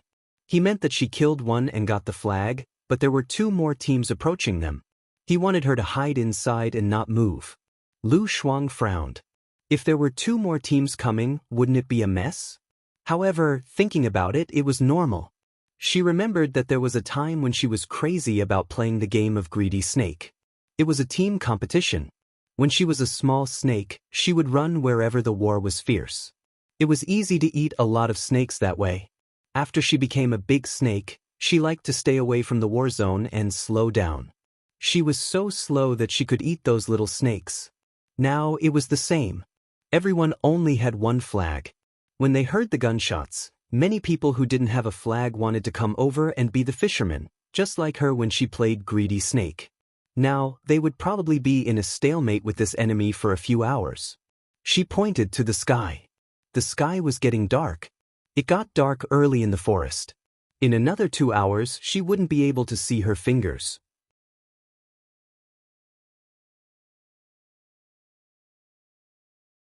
Chapter 6:19. Lu Shuang's heart skipped a beat. There was a strange feeling flowing in his chest. She lay on Shen Yan's lap. His legs exudes the heat after the exercise, pores on the face, very comfortable. She remembered that she had experienced such a situation before. That year, when she was in her 2nd year of high school, it was summer vacation. Her studies were not that intense, so the school organized a summer camp. She went, and so did he. They set up tents in the jungle. In fact, the teachers chose safe areas that were protected. However, at that time, she was young, impulsive, curious, and loved exploring and taking risks. Her classmates took the opportunity to look for wild vegetables to pass through the safe area. As they walked, the sky became darker and darker, and they lost their way. She accidentally fell into a trap designed by a hunter and couldn't climb up. However, her classmates were so scared that they fled in all directions, not daring to save her. She was hungry and scared in the cave. She had never been in love before, so she didn't want to die. She was the only child of her parents. If she died, her parents would be so sad. It was so quiet that it made people tremble in fear. She began to cry, and she even cried out loud. Just then something fell. She was so scared that she leaned to the side. Someone jumped down. It was him, Shen Yan. He said disdainfully, "It's not a big deal. Why are you crying? Aren't you usually very fierce?" What do you know? She didn't want to talk to him, so she turned her back to him. He was leisurely lying on the ground, looking at the dark sky, and said, "Have you heard the story of Xiangxi village?" Of course, she hadn't heard of it. It was too scary to let her imagination run wild. Listening to a story to divert her thoughts was not a bad idea, so she turned around and faced him. Shen Yan raised the corner of his mouth and said, "In this world, there is a very special mountain village called Xiangxi village. This mountain village is similar to this place. It is surrounded by mountains, and in front of the mountains is a lake. If the villagers want to go out, there is only one way, which is to take a boat out of a cave. But there are water monsters in the cave, so there are usually only a few people who go through the cave alive." Is what you said true or false? Is it a story? Lu Shuang asked in confusion. It's true. My classmate went there last month. Xinyan glanced at her and said with a smile. That pretty face of hers was really mesmerizing. However, at that time, Lu Shuang didn't get along with him, so he didn't notice his appearance. He smiled and said, "Which classmate are you?" "Your classmate seems to be my classmate. I didn't notice that your classmate asked for leave last month. Are you talking about the weekend?" "He's not from your school. Before I transferred here, he had a good relationship with me," Xinyan explained. "And then?" Lu Shuang asked. Xinyan narrowed her eyes. "He told me that he saw something unbelievable. He wasn't the only one who went there. 3 of his classmates went with him. They went there because of the summer camp, but they felt that the camp was boring, so they crossed the mountain and went there by accident. To Xiangxi village." "I don't believe it. You just said that there is a river in front of every mountain. How did they go there by accident?" Xinyan was helpless. She looked at Lu Shuang with drooping eyes. "You know about the movement of the Earth's crust, right? The plates under the ground are all moving. After thousands of years, Xiangxi village is no longer surrounded by mountains, but there is a road. It's been thousands of years. How do you know that it used to be surrounded by mountains?" Lu Shuang felt that he was talking nonsense. "My friend found the legend about Xiangxi village in one of the rooms. I will tell you later. Do you want to hear it?" Lu Shuang thought for a while and nodded. "Go ahead." When they arrived at Xiangxi village, they found that there was no signal on their phones. "Isn't it normal that there is no signal in the mountains?" Lu Shuang interrupted. Xinyan looked at Lu Shuang. Lu Shuang knew that he had interrupted again. He zipped his mouth to show that he would not interrupt again. He continued, "They saw that the village was still the same as it was 1,000 years ago. Everything was built with mud. They met an old lady on the road, and she was wearing clothes from this era. Isn't that normal? Since there is a road, someone must have gone out." Lu Shuang interrupted again. "Lu Shuang, I want to shut your mouth. Has anyone told you that you talk a lot? It will be hard for you to find a boyfriend if you are so noisy. You are the one who is hard to find. Hua Shiqiang from next door likes me. He even wrote me a love letter." Lu Shuang retorted. Xinyan sneered. His eyes were cold. "Hua Shiqiang from next door, right? He was unlucky. My friend saw that it was getting late and he couldn't go back today. It was dark in the forest and it was very dangerous. He wanted to stay the night. He said to the old lady, 'Grandma, can I stay the night at your house? We can give you some money.' The old lady showed a strange smile. She did not say anything. She pointed at the house in front of them and led the way. My friend and her classmates followed the old lady to the house she pointed at. They met a beggar on the way. I think your friend is lying. How could there be a beggar in this shabby village? He must be blind to go to such a shabby village." Lu Shuang said with a smile. Xinyan sighed and turned around. His handsome face appeared in front of her, facing her. Lu Shuang was startled.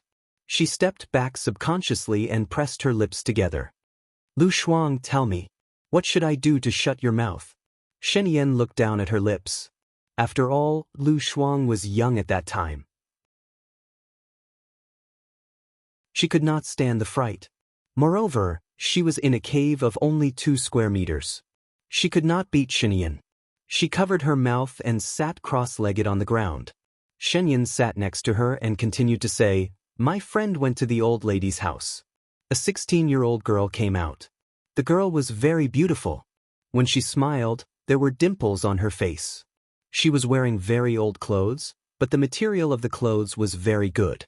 It could be seen that this family should be relatively rich in this mountain village." Lu Shuang wanted to say something. After thinking for a moment, she kept silent and continued to listen. After my friend and her classmates entered the room, they smelled a strange smell in the room. It was very similar to agarwood. It was a very strong agarwood, but there seemed to be some other smell in the agarwood. I couldn't tell what it was. It was very strange. When I went to buy clothes last time, I also smelled agarwood in that shop. It smelled very good, like the smell of the temple. Later, I told my mother. My mother bought it and put it in the toilet to remove the smell, Lu Shuang said. Xinyan was used to her interrupting. The strange thing is that there are a lot of people's photos on the wall.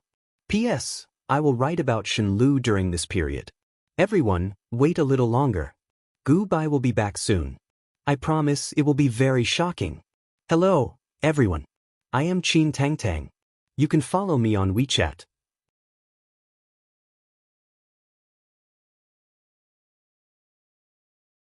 Chapter 620. That's normal.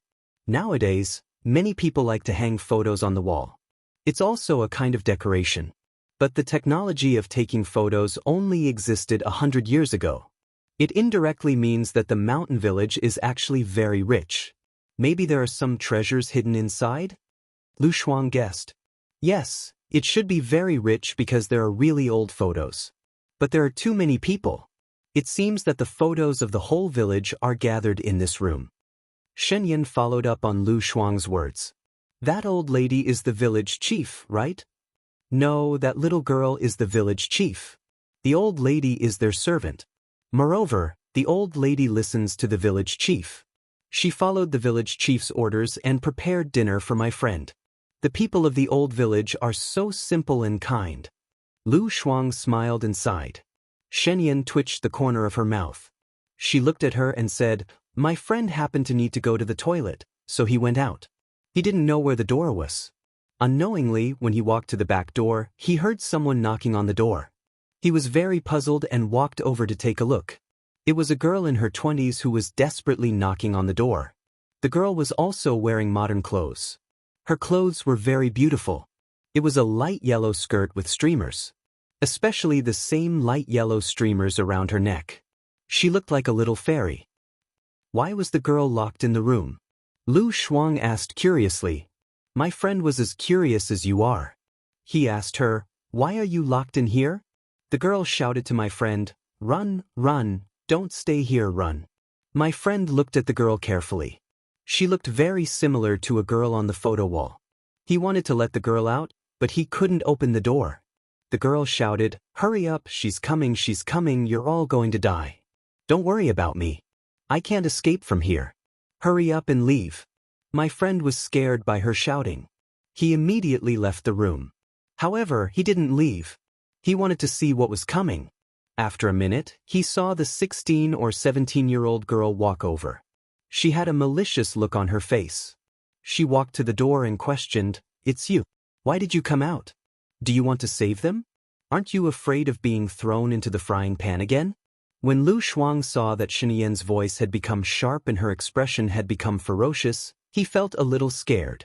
Shen Yan continued, My friend was scared to death. His face was pale. He seemed to see the girl looking in his direction, so he ran into the hall. But he found that his other classmates were gone. He didn't have time to call them, so he directly opened the door and rushed out. Lu Shuang's face turned pale. Shen Yan, are you telling a horror story? No, it's a real story, Shen Yan corrected. Then, where is your classmate's classmate? Where did he go? Lu Shuang was both afraid and curious. He really wanted to know the answer. My classmate is also very surprised. Where did his classmate go? But he didn't have time to think too much. He rushed out and saw the beggar by the roadside. My friend wanted to run over and ask him if he had seen his classmate. Lu Shuang remembered that it was the beggar he had complained about before. Did you see him? My classmate ran to the beggar and found that the beggar was already a skeleton. It was just that he was wearing a black hoodie, so he didn't see it. My friend was so scared that he ran out of the village. But he found that the road was gone, and he couldn't run out no matter how hard he tried.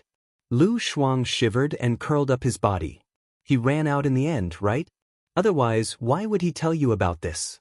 Shen Yan did not answer directly. He realized that there was no way out, and the sky was getting darker and darker. However, he did not dare to enter the village, so he climbed up a tree. He wanted to find a way out during the day. Just as he climbed up the tree, he saw one of his classmates running towards him. He was also panicking. He immediately jumped down from the tree. My classmate's surname is Li. Even if I tell you his name, you won't know him. Just call him Xiao Li. My classmate told me the name of the classmate who ran over, but I forgot it. Let's call him Xiao Lu. Xiao Lu, Are you a man or a woman? Lu Shuang asked. Shen Yan glanced at her. A man. Oh, and then? My friend asked him what happened. Xiao Lu said that the three of them were in the living room, and then a painting fell from the wall. He went to pick it up. It was a painting of a girl about 25 or 26 years old. She was quite pretty, and she was wearing modern clothes. It was a light yellow skirt. She also had ribbons, and there was a similar light yellow ribbon around her neck. She looked like a little fairy. Isn't this the girl who was locked in the room? Lu Shuang heard something strange. When my friend was about to hang the painting up, he found that there was a hole behind the painting. There were ashes and a memorial tablet in the hole, and there was a girl's photo on the memorial tablet. Shen Yan continued. Lu Shuang adjusted her clothes. It was summer and she felt cold. That girl is dead? My friend hung up the girl's photo and found the photo of the girl who was 16 or 17 years old. In the photo, she was also wearing the ancient dress that she was wearing now. The eyes in the photo seemed to blink. My friend was shocked and thought that he had seen it wrong, so he took the photo down and put it back. There was a hole behind the photo, and the girl's ashes and memorial tablet were placed in the hole. There was a girl's photo on the memorial tablet. The only difference was that someone was burning incense in front of the memorial tablet. Lu Shuang became nervous. It must be a prank. How could it be real? It's not a prank. Pranks are usually used in variety shows or between friends. They got lost and went to Xiangxi village. How could it be a prank? That girl is really dead. Is she a ghost? It can't be. Ghosts are all superstitions. It's not scientific. Maybe the one who died was the girl's sister. She just looked like her. My friend thought so too at first, but he was afraid of being put into a pot of boiling oil. So, the two of them discussed and decided to go to other houses to find out what was going on. At the same time, they wanted to look for their lost classmate. So, the two of them went back to the village together. They encouraged each other. They took a detour and went to the furthest house. My friend wanted to knock on the door, but his classmate stopped him. He was afraid that the person who opened the door would be an evil spirit. So, the two of them opened the door quietly and went in. They were shocked. What happened? Lu Shuang held Shen Yan's hand.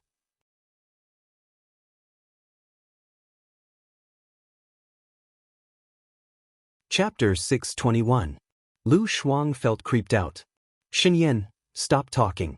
Your classmate came out in the end, right? You don't want to hear it? Shen Yan looked at her and said. Lu Shuang shook her head. After all, she was still a very young girl at that time. I don't want to hear it.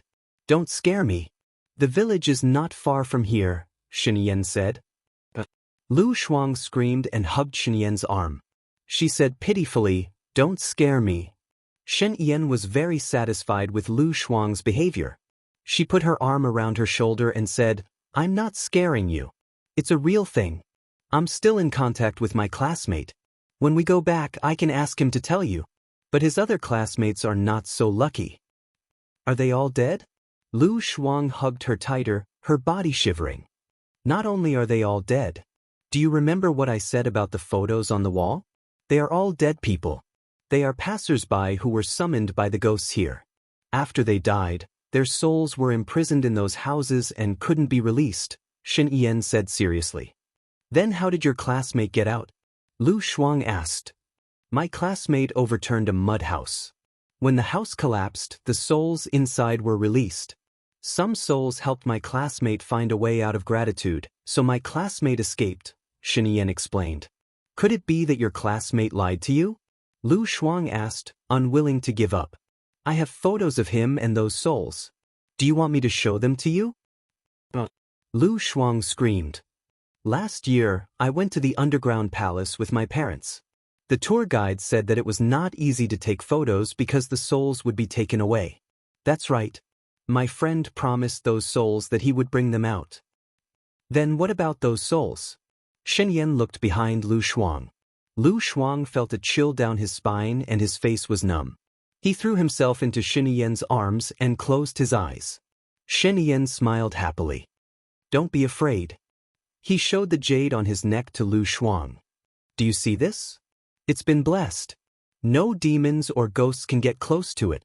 Hearing his words, Lu Shuang was even more afraid to leave him. Just like that, he nestled in his arms. He smiled and said, "Sleep, I'm here." For a moment, she didn't find him so annoying. She really had to fall asleep on his lap. The next day, the school teacher and the police found her. It turned out that before Xinyan came down, he made a circle around the trap and lit a fire. That way, the mosquitoes wouldn't come in. If someone came across it, they would notice that the smoke was a signal for help. At first, she didn't want to come up, worried that the teacher and the police were the ghosts of Xiangxi village. But when she saw Xinyan smiling at her, she felt at ease and went up. She hugged Xinyan's arm the whole time and only let go when they were about to reach the camp. The other students arrived safely. When she got home, she had a high fever. She suspected that she had really met a ghost and didn't dare to sleep at night. Xinyan came to her house and told her that he lied to her. She was so angry that she almost vomited blood. But now that she thought about it, if Xinyan hadn't been with her that night, she would have been in trouble. Lu Shuang looked up at Xinyan. He put his arm around her shoulders, kissed her on the cheek, and nibbled on her ear. Lu Shuang shrunk her head and looked at him. She pulled her ear and asked him with her eyes, "What are you doing?" Xinyan didn't say anything and pressed her head on his lap. She had slept enough today and didn't want to sleep for the time being. She straightened her body and pressed Xinyan down on her thighs, smiling faintly. Xinyan didn't refuse. He leaned on her lap and closed his eyes. The sky turned dark suddenly. In the forest, it was so dark that she couldn't see her fingers. There was no light at all. It was very quiet all around. She couldn't tell that there were more than 50 people hiding around. Everyone was very patient and didn't make a sound. Lu Shuang looked around and couldn't help but sigh. She had designed a plan before, but in the end, she didn't even need to use it. No wonder armchair strategists usually died faster in actual combat. There were too many unexpected factors in actual combat. Time passed. She didn't know how long it had been. There was no time here.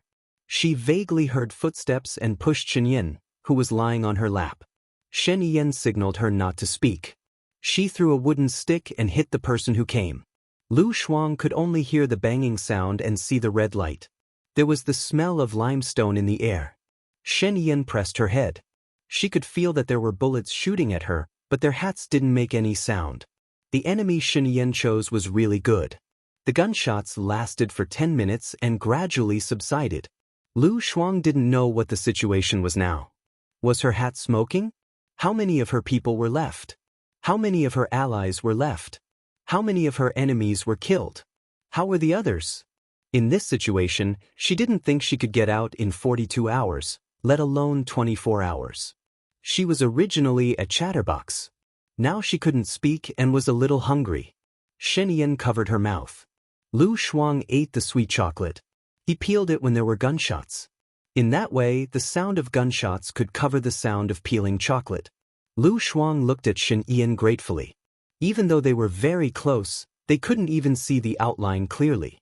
In this situation, it wasn't power that depended on, but hearing and alertness. Lu Shuang ate the sweet chocolate and felt that there was nothing to complain about. After all, the chocolate she ate was given by Xinyan. Xinyan was still hungry. Time ticked by.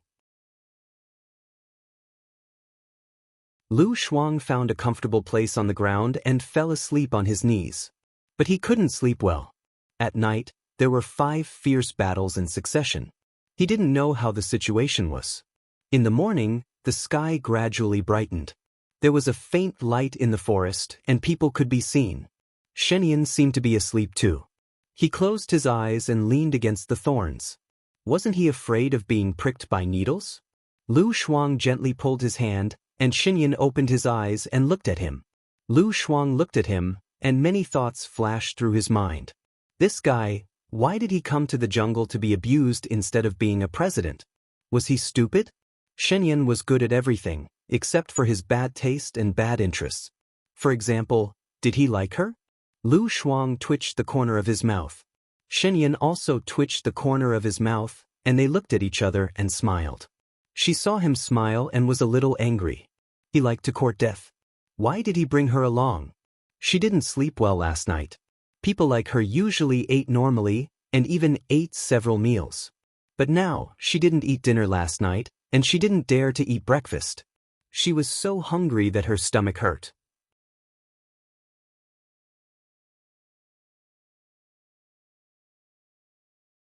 Chapter 6:22. She thought about it again. He had brought her here to experience life. After all, he had suffered together with her. Although she did not know what use it would be to her in the future, she felt that there were some strange emotions in her, such as hot blood, excitement, and the desire to try. She smiled again, and Xinyan smiled with her. It was undeniable that her emotions had a fatal influence on him. Lu Shuang mouthed, "Hungry. Remember to keep your head down." Xinyan said, got up, and went out. Lu Shuang did not know where he was going. He wanted to stop him, but heard the sound of gunshots, so he quickly kept his head down. Xinyan said that he could keep his head down and eat. It was a small matter if his hat smoked, but it was a big matter if he starved to death. After all, he was the one who was hungry, and if his hat smoked, it might be a relief. She touched the bread in her bag and ate it silently. Xinyan had climbed to a tree not far away from her, and he looked around coldly. Lu Shuang hid in a very good place. The place was full of thorns, which could block bullets and also block people's sight. Moreover, he put a wooden stake in front of the thorns. That was to say, if he wanted to shoot Lu Shuang's hat smoked, he had to get close to him. Lu Shuang was afraid of hunger. If he made any noise, it would definitely attract the attention of the people around him. But there was nothing they could do. After all, she had something to hide. If she lay down, others would know that she was there, and they would not be able to shoot her. However, there would definitely be people who would take the risk and attack her at close range. Therefore, he hid not far away from her, and attacked those people who were close to her. As expected, Xinyan saw someone sneaking over. He shot him, and smoke came out from the top of his head. The others saw that there was an ambush and immediately got down. Xinyan saw it too and smirked. Another shot, another hit. Everyone knew that it was a trap, so they didn't dare to go there. Lu Shuang, who was used as bait, didn't know what was going on outside. He lowered his head and enjoyed the food. Xinyan glanced around and vaguely saw some exposed targets. He shot over, and with a bang, another smoke came out. However, his whereabouts were also discovered. He jumped down from the tree, rolled on the ground, and drilled into the thorns. Lu Shuang looked at him and asked, "What's the situation now?" Xinyan put in the simulated bullets and explained, "One person in your group died, and there are currently 9 survivors. 3 people in your alliance's group died, and there are 7 survivors. 5 people in group 3 died, and there are 5 survivors. Of the 10 people in group 17, 5 came, and 4 died, and there is 1 survivor. How do you know which team they are from?" Lu Shuang was surprised. There is a logo on the hat on their head. According to the color, it is also the logo to distinguish the teams. Lu Shuang suddenly understood. He was wondering how they could distinguish the teams when they all wore the same clothes and the same color. It turned out that their hats were different. Which team are we in? The last group, 27. Red, yellow, blue, green, cyan, purple, black, white, and gray. According to the serial number, they are 1, 2, 3, 4, 5, 6, 7, 8, 9. The left side of our hats is yellow, and the right side is black, Xinyan reminded. Lu Shuang stared at Xinyan's hat. Xinyan tapped her forehead. "I belong to group 1, so it is only red, just above the screen."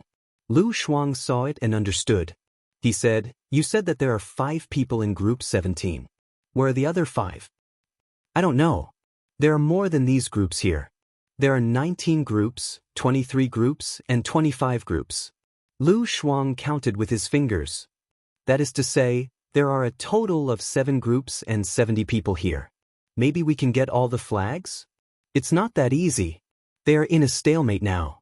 I only got the flags of group 3. Lu Shuang was surprised. "You got the flags of group 3? How did you do it?" "The commander of group 3 was killed yesterday. His team wanted to get the flags back, but I got there first," Xinyan explained. Lu Shuang remembered that he had left alone yesterday. So it was to get the flag. So, those dead people are lying still because they might have flags on them to confuse others, right? Shen Yan nodded. Something like that? Then when can they leave? I mean those dead people? Shen Yan looked at her deeply. When the battle here is over, they can leave. Beep, beep, beep. The siren was very loud outside. Lu Shuang frowned. What is that? Supplies, Shen Yan said simply. Just as Shen Yan said that, they heard old Zhou's voice. It was through the drone. Supplies are in place. Supplies are in place. Uninhabited island at latitude and longitude 1235, 23 feet 35 inches, 4762. Pension. Supplies are in place. Uninhabited island at latitude and longitude 12 feet 35 inches, 2335, 47 feet 62 inches. Lu Shuang looked at Shen Yan. Do you know how to get to those places? Shen Yan took out a compass from her bag. There were coordinates on it. This compass was specially made. It was not based on the latitude and longitude of the world. Instead, it was based on the uninhabited island. They had a special way of measuring it. To put it simply, they converted the surface of the uninhabited island into the shape of a ball and expanded it. Are the supplies referring to food? Lu Shuang asked. Not just that. There are food, drinks, bullets, and smoke grenades, Shen Yan explained. Then, are we going to get it or not? If we go and get it, it will be a fierce battle. If we don't, we will starve and not have enough bullets. However, this is the center of the battle. No one dares to act rashly, Shen Yan analyzed. So, I feel that whether it is a drill or a real battle, there is an element of luck. If we are near the food, we can be the first to rush over and get the food. Moreover, we can also set up traps. It won't be like this, where we are in a stalemate, Lu Shuang sighed. Luck is something that can be looked at but not obtained. Only strength can be improved. Stay here and don't move. I will go and get you food, Shen Yan said in a deep voice. After Shen Yan left, Lu Shuang was a little afraid. Didn't I say not to be more than a meter away from you? You are making things difficult for me. Shen Yan smiled. Do you want me to accompany you or go and get you food? I want to ask you. Maybe the other teams have already gotten the map. After all, it has been a night. If the 5 teams get the flags first, is there a need for us to continue? If the 5 teams get the flags, they will lose if they continue fighting. After all, there are only 5 winners.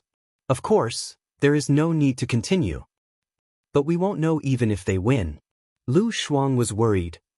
It will be reported. We will know. Beep, beep, beep, beep, beep. The police siren sounded again. Hello everyone, I am Enchanting. You can follow me on WeChat.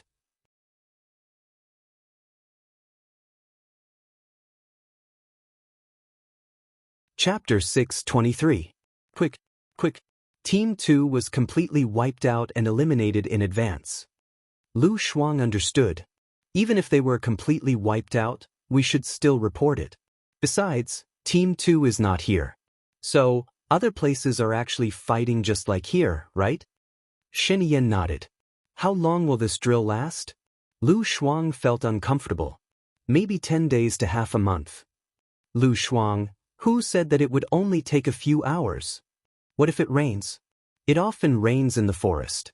Lu Shuang asked. There should be flu and anti-inflammatory medicine in the supplies. Maybe there will be umbrellas and tents. Lu Shuang, she thought about her hat again and complained, why did you insist on me participating in the drill? Do you not want to see me doing well? I've only been relaxing for a few days. I haven't even played that game properly. You said that it will be next Monday. What's the use of next Monday? Next Monday I can't get out of here. Shen Yan scratched her nose. You will benefit from the drill. Stay here. Your teammates will protect you. Remember, you must lie down, understand? She could only nod. Shen Yan walked out of her and Lu Shuang continued to lie down. Hopefully, they would be lucky and end it soon. Shen Yan said that she would benefit from the drill and give her what she wanted the most. To be honest, apart from revenge, She didn't know what she wanted the most. She didn't have a goal in her life. If she had to pick one, she would muddle along and be happy and relaxed every day. The people she loved and liked were just as happy and relaxed as she was. Did that count? Gunshots came from outside from time to time. It sounded particularly intense. With a bang, it flew over her head and hit the tree behind her. The sound was extraordinarily loud. It was different from the previous bangs. It seemed that the decibel and speed of the gunshots were several times higher. Then, the gunshots were all fired at her. There was a loud bang. It didn't seem to be a simple gunshot. The thorns around her were ignited. Lu Shuang was so scared that he wanted to run out from under the thorns. Anyway, it was just smoke coming out of his hat and he would not really die. This is the real deal. An enemy has snuck in. Everyone be careful, someone shouted. Lu Shuang's face turned pale with fear. There was actually a real weapon. No wonder she felt that the bullets were different. This time, it wasn't that her hat was smoking, but that she was really going to die. She lay on her stomach and covered her head, not daring to move at all. A masked mercenary came towards her quickly with a real gun in his hand. Zhu Jiang rushed over and fought with the enemy. With a bang, he was hit in the arm by a real bullet, and his body was covered in blood as he was flung away. Only then did they realize that there was a sniper hiding in the shadows. Lu Shuang remembered that he had a real gun in his pocket, so he quickly took it out and took out the walkie-talkie. He said anxiously, "Shinian, I have real bad guys here. They have real guns. I'm scared. Come back quickly." Shinian did not make a sound. Lu Shuang was even more scared, worried that he was also in danger. A masked man walked in front of her and raised his gun. Lu Shuang knew that she was definitely going to die. Shinian's face flashed in her mind. If he had known that she would die in this drill, would he still have brought her here? Debao's face also flashed in her mind. Debao would be very pitiful without a mother. She also thought that Hua Zixing should be a gentle person who would treat her baby well. With a bang, the masked man was shot in the head, and he fell straight down in front of her. Lu Shuang looked at the dead masked man in surprise. Was Shinian back? If only she had Bai Ya's courage. Bai Ya would definitely not be afraid. Last time when she was assassinated in the villa on the island, it was all because of Bai Ya that she was able to escape danger. What should she do? What should she do? She saw another masked man rolling in front of her, raising his gun and pointing it at her. She screamed in fright and fired at the masked man, not caring if she could hit him or not. The masked man also fired at her. She seemed to have been shot, right in the position of her heart. It was very painful and she fell to the ground. Seeing that she had been shot, the masked man closed his eyes and passed out. Beep, beep, beep, beep. The siren sounded again. Attention all soldiers, attention all soldiers, there are foreign mercenaries breaking into the island. Stop the drill, change to invisible tags, we will definitely catch the foreign invaders, we will definitely catch the foreign invaders. There is also a masked man approaching. It's Lu Shuang, but there seems to be a hidden sniper. With a bang, he killed the man in front of him. The invisible soldiers also looked at each other, not knowing what was going on. There seemed to be two groups of mercenaries on the island.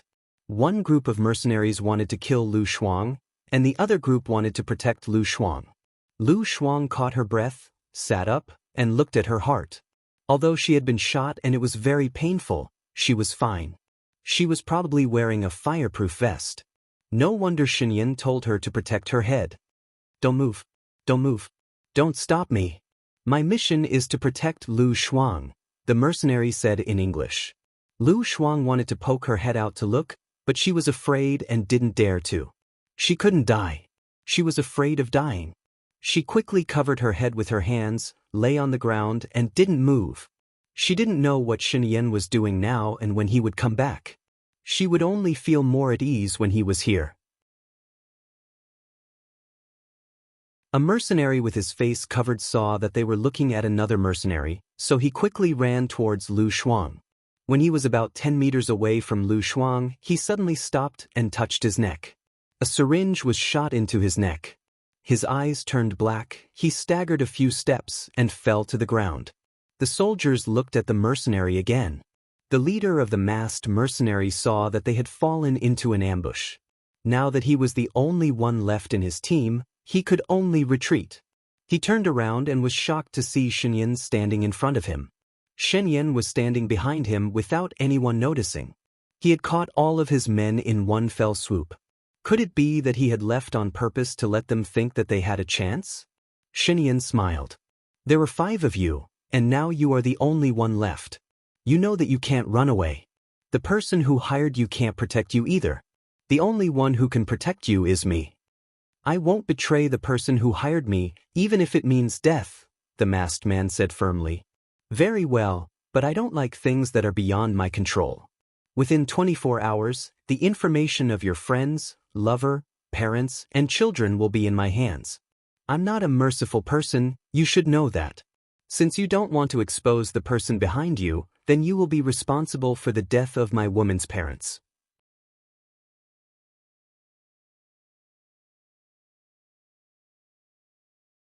Chapter 6:24. The calmer he was, the more people felt that he was telling the truth, because his cold eyes were filled with murderous intent. I'll take responsibility for my own actions. The mercenary leader was scared. His forehead was covered in sweat. You don't have the right to do that. Either tell me who hired you, and I'll give you 10 million, and you can quit being a mercenary and live a good life with your family. Or I'll let your family reunite with you in hell. Of course, you don't have much time to think about it. You have a companion who was knocked out by me. He might confess before you do, Shenyan said coldly. The masked mercenary took off his mask. His face was slightly pale. It seemed like he had no other choice. I don't know his exact identity. We've been communicating through emails and phone calls. I received a notice yesterday that he asked me to come to this island and kill Lu Shuang. If the information you provide is of no use to me, I can only let you reunite with your family in hell. Shenyan curled up the corner of his mouth and looked at him coldly. The masked mercenary clenched his teeth and made up his mind. He appeared when I was on a mission in England. He shot and killed Lu Shuang's mother. I took a photo of him and followed him. I know that he registered himself as Chang Junshuo in the hotel. Chang Junshuo? You know that they always use fake identities when they go out. Don't be like toothpaste that needs me to squeeze a little and tell you something. I know that you know more than this, Shenyan said with certainty. She looked at the mercenary leader with an oppressive gaze. The masked mercenary leader thought for a while. Will you really let me go if I tell you? Of course. Since you're not the murderer, killing you won't do me any good. If I break my promise to you, how can I cooperate with others? Shenyan said with certainty. When he returned to country A, he used the name Yuan Cheng on his passport. I traced it through his IP address. The owner is called Chang Jiang. He has a girlfriend called Lang Zi. He also used Lang Zi's account to transfer money to me. Later, I found out that he seemed to be related to you invisible big shots. He's the illegitimate son of a big shot. That's all I know. After all, he's just my hired servant, not the target of my investigation. Which big shot? Shenyan asked. Well, I don't know. Then how did you know that he was the illegitimate son of some big shot? Shenyan narrowed her eyes. First of all, he's always been wearing formless clothes, so he probably worships formless a lot. Secondly, one day when we were chatting, he picked up a phone call and called out, Dad. Then he said darkly, Be careful in formless, I'll do my job well. Doesn't that mean that he has a father in formless? But how would an invisible person dare to send his own son? He could also be an adopted son, right? Shenyan raised a question. Yes, that's possible. Where are the photos? Shenyan asked. The masked mercenary took out his phone and handed it to Shenyan. Shenyan took it from him. A murderous look flashed across the masked mercenary's eyes.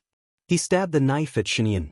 Shenyan dodged the knife alertly and injected the needle into the masked mercenary's neck artery.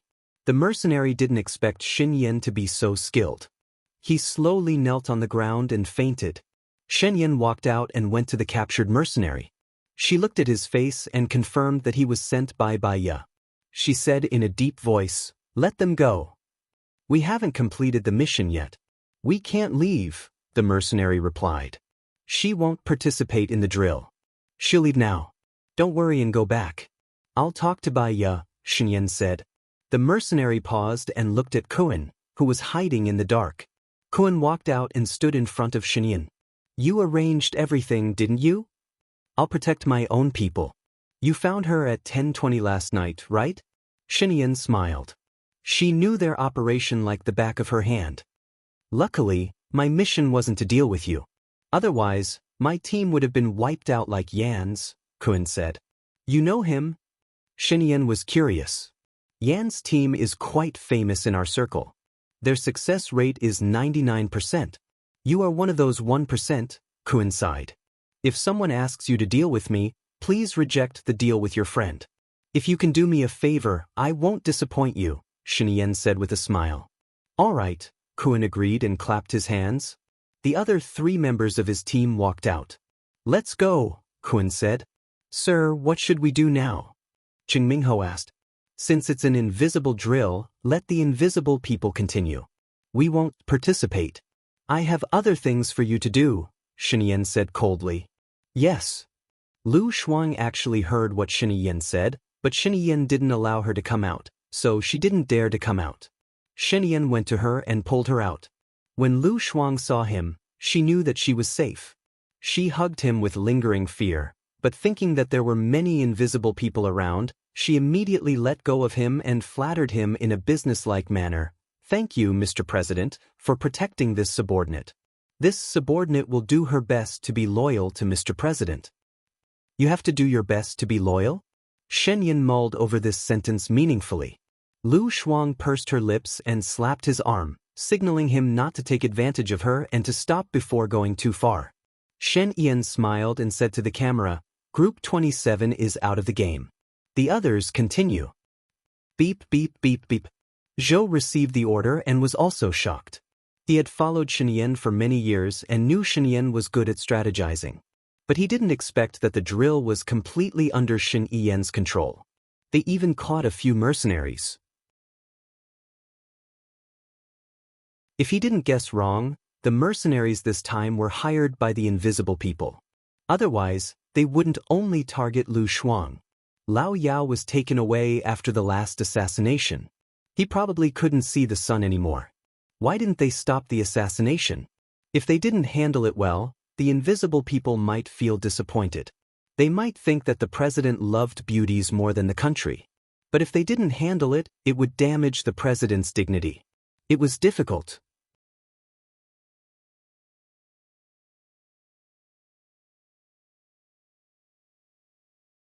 Chapter 625. Shenyan came to the commander of Team 1 and returned his hat to him, changing it to Lu Shuang's hat. At the same time, he passed the 2 flags to him and patted his shoulder. The commander of Team 1 was in awe and saluted Shenyan. He did not know when the president had gotten the flags. How did he do it in such a chaotic situation?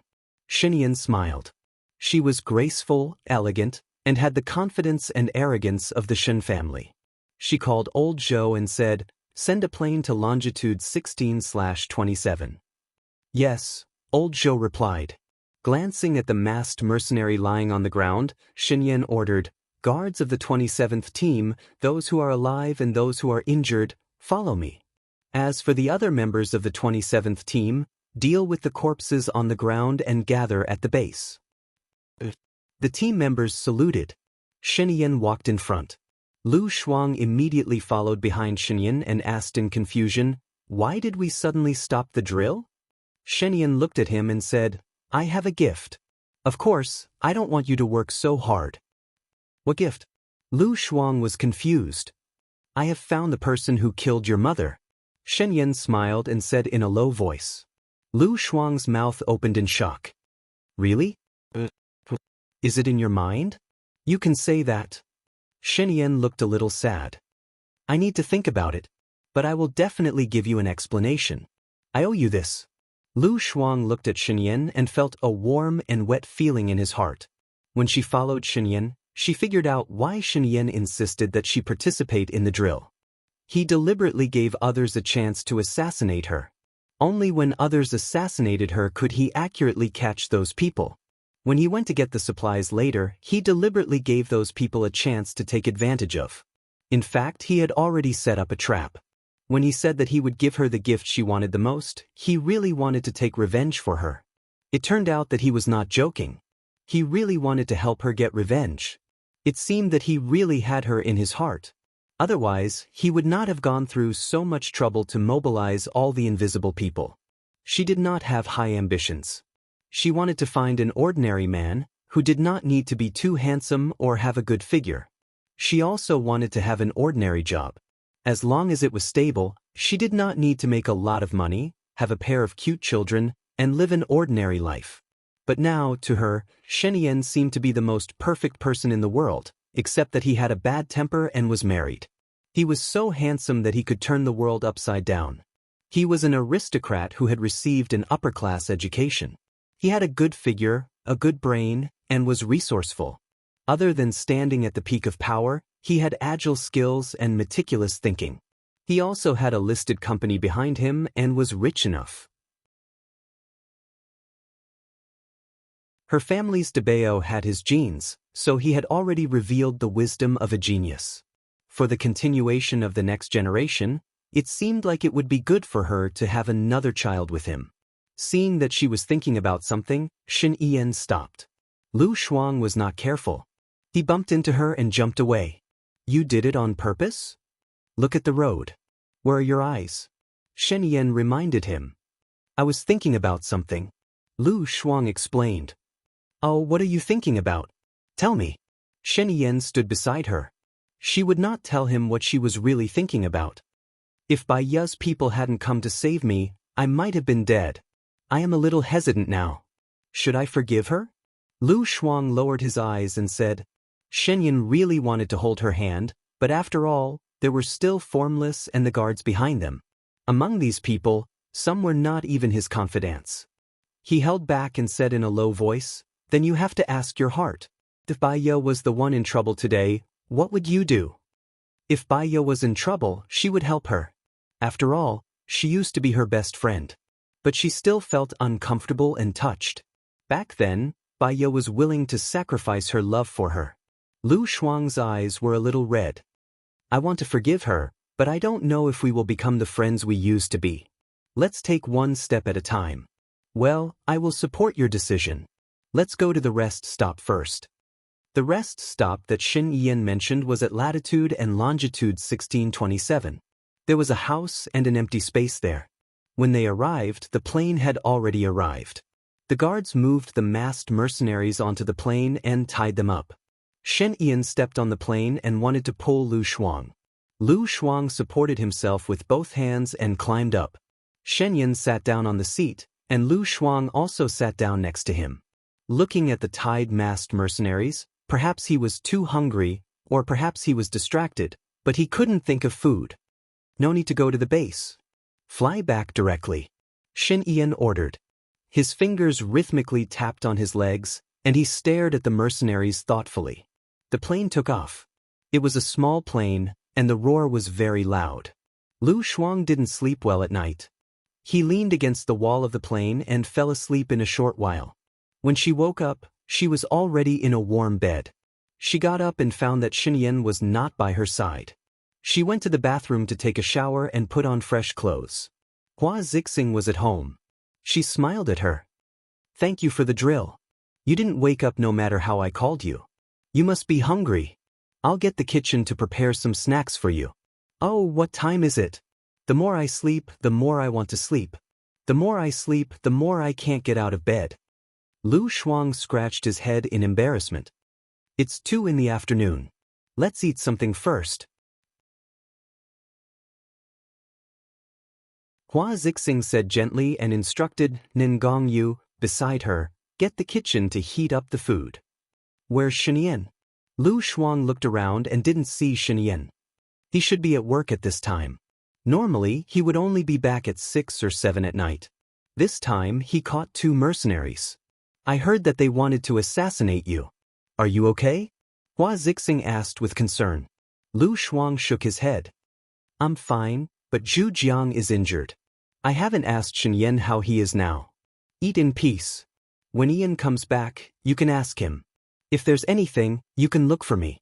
I'm on the 3rd floor. Hua Zixing said with a smile. She turned around and walked to the 3rd floor. She lowered her face and a cold gaze flashed across her eyes. She arranged the flowers several times but was not satisfied. She took out all the flowers and hit the table hard. The petals scattered all over the floor.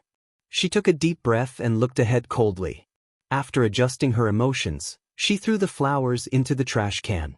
She used a broom to sweep the petals on the table and floor clean and threw them into the trash can. In the room, she tied the trash bag in a knot. Nan Gongyu came in and saw her changing the trash bag. She walked over worriedly. You sent people to assassinate him, right? You still can't hold it in. Hello everyone, I'm Qin Tangtang. You can follow me on WeChat.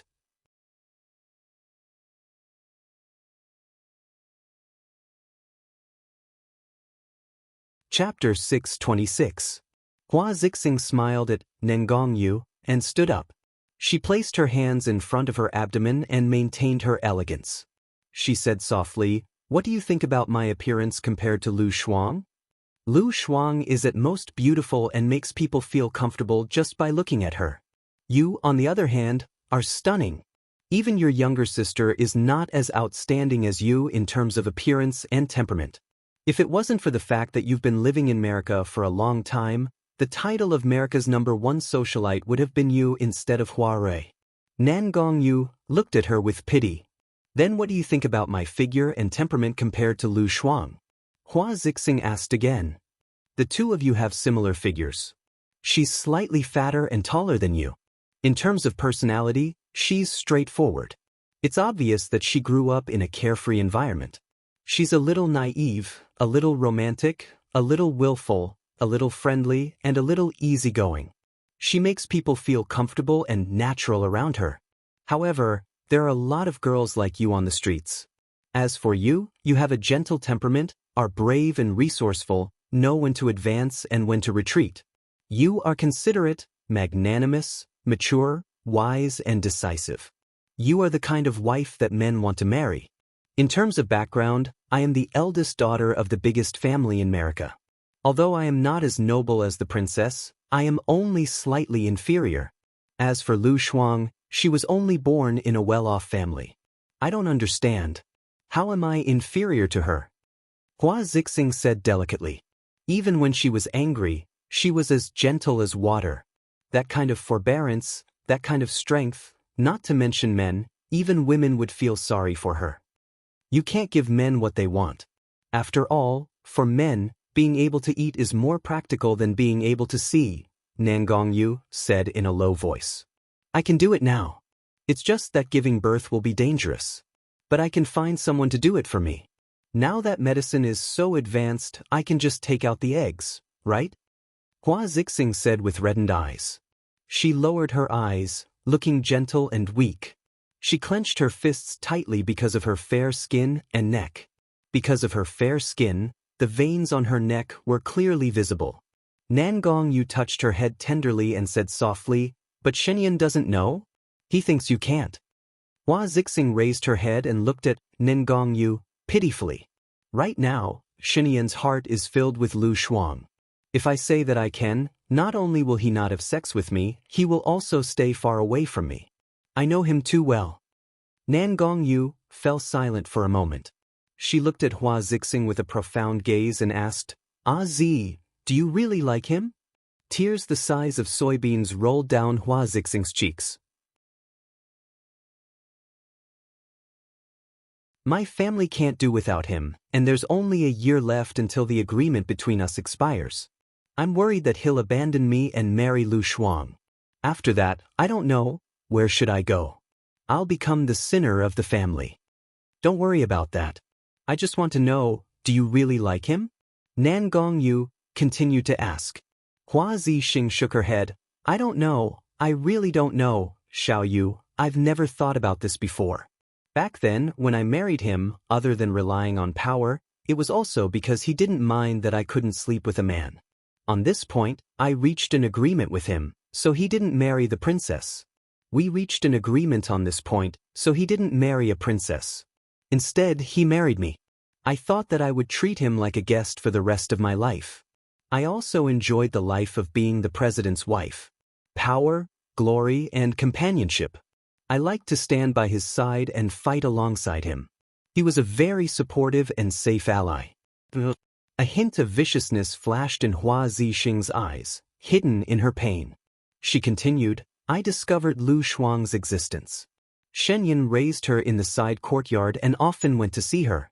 After I found out, he told me that she was the woman he truly wanted to marry in the future. They even had a son. I was worried that she would destroy the balance between me and Shenyan. So, half a year ago, I instigated Madame Yao. Madame Yao went back and instigated Colonel Yao. Colonel Yao ordered his invisible subordinates to assassinate Lu Shuang. But she was very lucky. She actually came back alive and even caused Colonel Yao to die under military law. Did you appear directly for the assassination? Nan Gongyu asked worriedly, looking at Hua Zixing's expression. I didn't. But I called Colonel Tang directly and hinted that Lu Shuang was a demon who could bring disaster to the country and the people. He should have seen through my thoughts, so he sent mercenaries to assassinate Lu Shuang. Now that Shenyan has captured the mercenaries, with his wealth and intelligence, he will be able to find out that it was Colonel Tang. I'm worried that Colonel Tang will expose me. Then I will definitely be finished. Hua Zixing sat down on the chair dispiritedly. She held her forehead and sighed. Nan Gongyu squatted down in front of Hua Zixing and held her ice-cold hand. She looked at her gently. If he finds out, I'll take you away. We'll go to a place where no one knows us. We'll definitely be happy there. What about my family? I will become a sinner in my family, Hua Zixing said with tears in her eyes. You have already shouldered too much for your family. You don't think about your family at all. That's enough, isn't it? You should think about yourself. Nan Gongyu eyes were also red. Or, have you already fallen in love with Shenyan? Hua Zixing remained silent and closed her eyes. Her tears flowed even more fiercely. I don't know. I don't understand. I thought I was heartless and loveless, but I'm jealous of Lu Shuang. I'm very jealous. Shenyan is in her room every night. I can hear their laughter. Shenyan has never smiled at me like this. He had never smiled at me before, nor had he ever treated me with such gentleness and love. However, he had a doting smile on Lu Shuangquan. She can sleep until noon every day and then go back to sleep. She can do nothing but play on the computer in her room every day. But, even if she is a good-for-nothing, Shenyan still loves her so much. I don't understand. Am I going to lose because I'm not a good-for-nothing? Hua Zixing was a little emotional, but her expression was still not ferocious. However, her crying was even more heartbreaking. The beauty. She was so beautiful even when she was crying. After sobbing for a while, she calmed down and looked at Nan Gongyu. I am greedy for my current power. I want to stay by his side. I don't know if this is love. I don't understand. Nan Gongyu understood. Hua Zixing had fallen in love with Shenyan. Moreover, it was deep and unknowingly.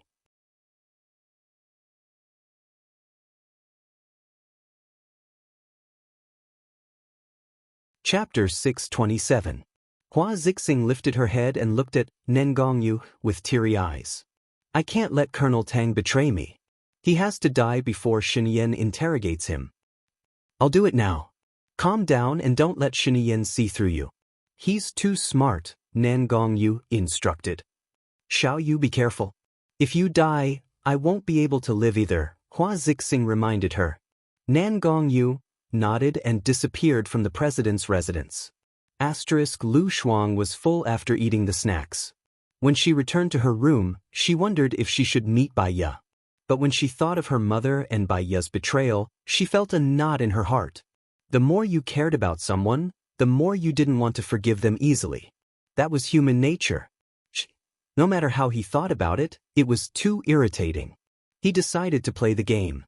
After playing for a while, he felt a strong sense of guilt in his heart. Shenyan was busy with her matters, but she was playing games without a care in the world. She had come back to China with the intention of taking revenge, but in the end, she just followed Shenyan around all day and did nothing. She felt that she had no sense of responsibility and value. Was she going to follow Shenyan around for the rest of her life? She looked at her tummy. It had only been a few days since she came back. She had finally gotten so skinny, but now she was getting fat again. She sighed and stopped playing games. She left the room and went to the third floor. Hua Zixing was in the middle of an illustration. Her silhouette looked especially picturesque. Lu Shuang knocked on the door. Hua Zixing turned her head and looked at Lu Shuang. She smiled gently. I've arranged a few pots of flowers, but I'm not satisfied with them. Can you help me take a look and see if I need to make any adjustments? Lu Shuang walked to Hua Zixing and glanced at the flowers on the table. I don't know much about flower arrangement, and I don't have any sense of aesthetics. I'm sorry. It's okay, it depends on the person. Some people think it looks good, while others don't. What's the matter? Hua Zixing continued to arrange her flowers. Lu Shuang thought for a moment. Did you go to the orphanage? Hua Zixing smiled and said, Not yet, I'm waiting for Yen. I think it'll be tomorrow or the day after. I'll wait for Yen to come back and discuss before making a decision. What are you going to do in the orphanage? Lu Shuang asked. Give the children food and school bags, then see what they need and add some resources. The plan is to visit 10 orphanages and 10 nursing homes. You should know the specific itinerary. Yen has a meeting this time. After the meeting, there will be a big move. Hua Zixing explained. Oh, what do you usually do? Lu Shuang asked tentatively. She felt that Hua Zixing was perfect. She wanted to learn as much as she could. She did not waste Xin Yan's kindness to her. As long as there was improvement, it was fine. She had tried her best. A look of disdain flashed across Hua Zixing's eyes. That kind of woman was thousands of miles away from her. What was the point of learning from her? Xin Yan liked her. She felt that it was unfair, indignant, and unimaginable. But she hid it well. She smiled and said patiently, I'm in the cabinet in the morning. I'll follow the schedule of the cabinet meeting. When I'm free, I'll arrange flowers, listen to music, read books, and so on. What about you? What do you usually do? I play games and read books. I don't have a job at the moment, so most of my time is spent playing games. Hee. Lu Shuang smiled embarrassedly. What books do you read? Hua Zixing asked casually. Romance, urban, hyo, fantasy, and ancient literature. But I don't read much. I'm impetuous and can't calm down to read. Hua Zixing paused. She only read finance, politics, history, and romance. The more she interacted with Lu Shuang, the more she realized the gap between them. She really did not understand why Xin Yan liked her. You and Yin used to be classmates. Both of you did well in school, right? Hua Zixing smiled. She was actually testing him. In fact, she was jealous that Lu Shuang was Xin Yan's classmate. Xin Yan was so perfect. He should not have such a classmate. Okay. He's a bad student. He's the last one. She was quite proud of this. But Xin Yan was not a bad student. He was just rebellious. He often handed in blank papers and did not want to take the exams. But he did take the exams a few times. He was first in his year, but she did not want to say it. No way? He doesn't look like a bad student. Hua Zixing was shocked.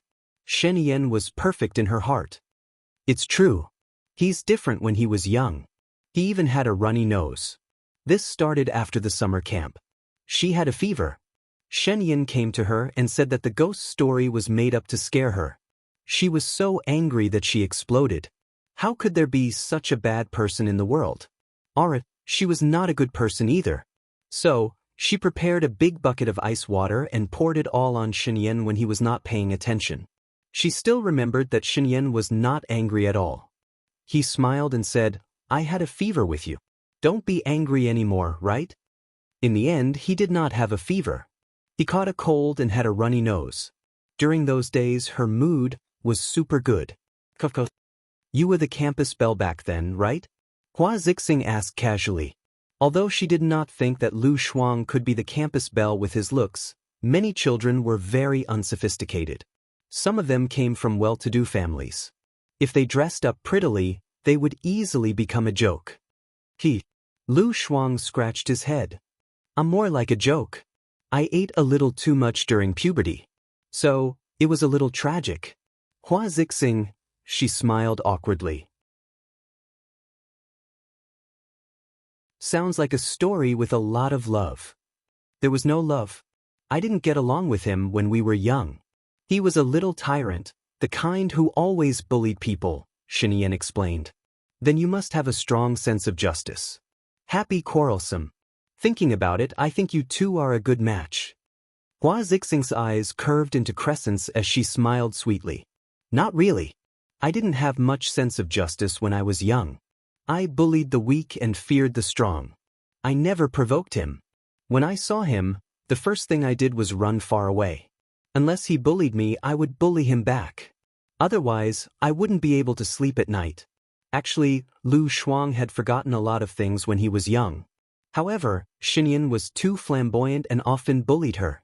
It left a deep impression in her mind. She even remembered the details. Hua Zixing. She could not understand why Shenyan would like Lu Shuang. The two of them were completely different people. Whether it was in terms of temperament, self-restraint, knowledge, ability, or background, they were worlds apart.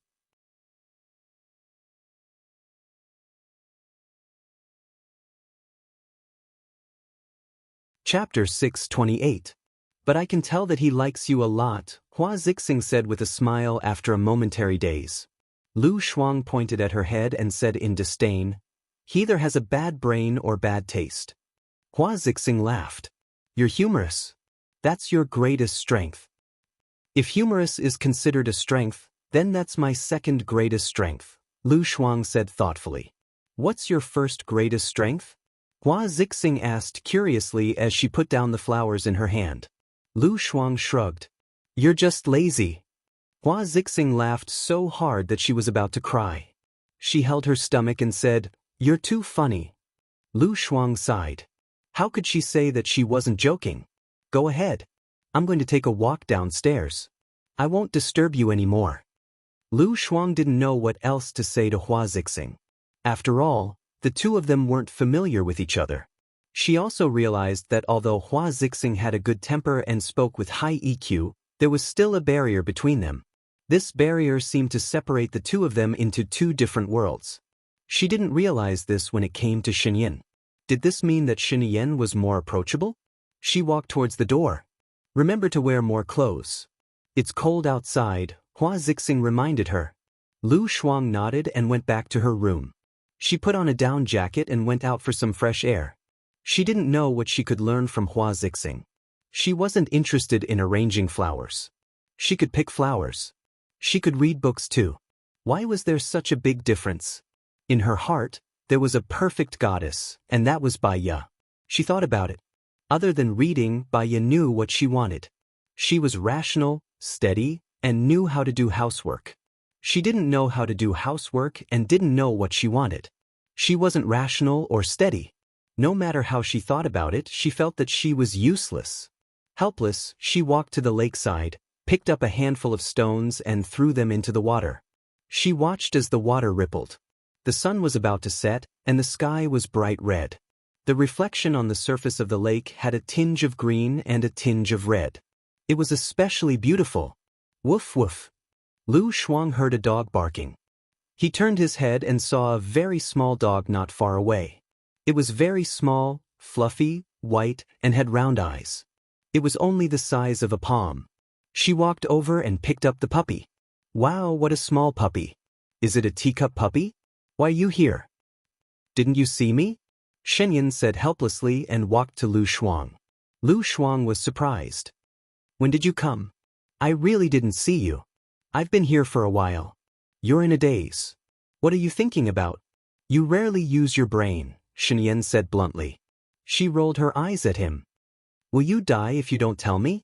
Don't bother me today. I don't know why I'm not in a good mood. I'm thinking about life. Come, I'll enlighten you. Otherwise, with your blockhead, you won't get any results tomorrow. He sat on the armrest of the wooden chair beside her. Lu Shuang patted the puppy's head and looked at Shenyan in confusion. Do you think I'm useless? Shenyan nodded. I don't think so. You are. Lu Shuang rolled his eyes again. If I'm useless, why are you keeping me? Recycling trash. I like to challenge the impossible. Get lost. Birds of a feather flock together. If I'm useless, you're not far from useless. I'm such a confident person, but I've lost my confidence because of you. Are you happy that I'm not confident? Lu Shuang felt a little uncomfortable. She thought that she might really have an inferiority complex. Shenyan saw that Lu Shuang's eyes were red and knew that she had made a joke. She said helplessly, That's why I want you to stay by my side. I'm so smart.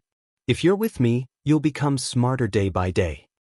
Lu Shuang had a strange feeling in her heart. She glanced at his peerlessly elegant face. Shenyan, why do you like me? Shen Yan shrugged. I think I'm too perfect. Heaven is jealous of me. You're not perfect, so I'm just a burden. Seriously. Lu Shuang was about to get angry. He frowned.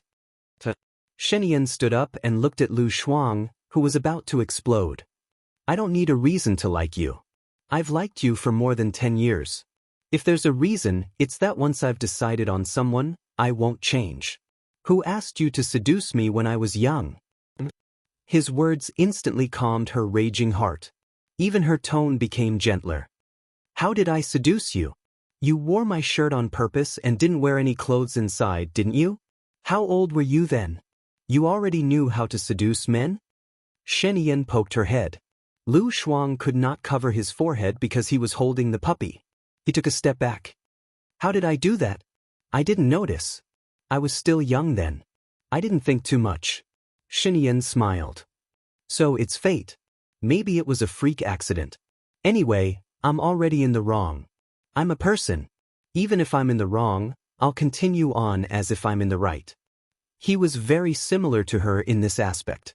She was also the kind of person who would continue on as if she was in the right even if she was in the wrong. She calmed down. Lowering her head, she looked at the puppy in her hands and asked, Why did you think of buying a puppy? During the meeting today, we talked about Baiya. We also talked about Baiya's dog. You seemed to like dogs in the past, so I bought it. It can keep you company when you're bored, lest you let your imagination run wild all day. Shenyan said as she stroked the puppy's head. Her fingers touched her hand from time to time, as if he was stroking her hand and treating her like a little animal. Lu Shuang paused. He was obviously teasing her. If it were any other time, he would definitely be angry. However, she could hear his concern in his teasing.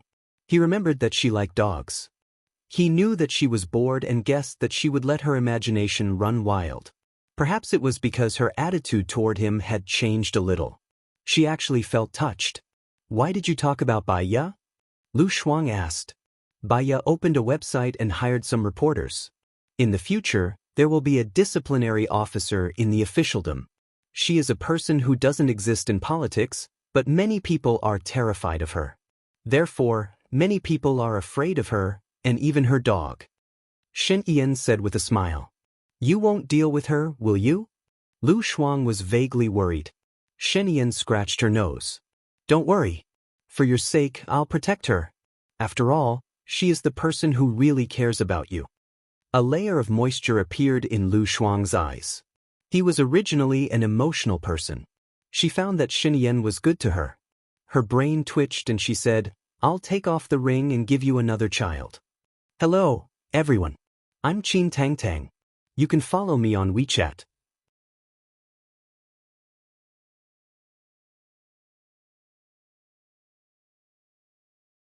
Chapter 629. Shen Yan's eyes were filled with excitement. She leaned over, lifted her chin, and kissed her lips. Lu Shuang regretted saying that. She felt that she was too impulsive and should have thought about it. However, when she saw how excited Shen Yan was, there was a soft feeling in her heart, as if something was melting.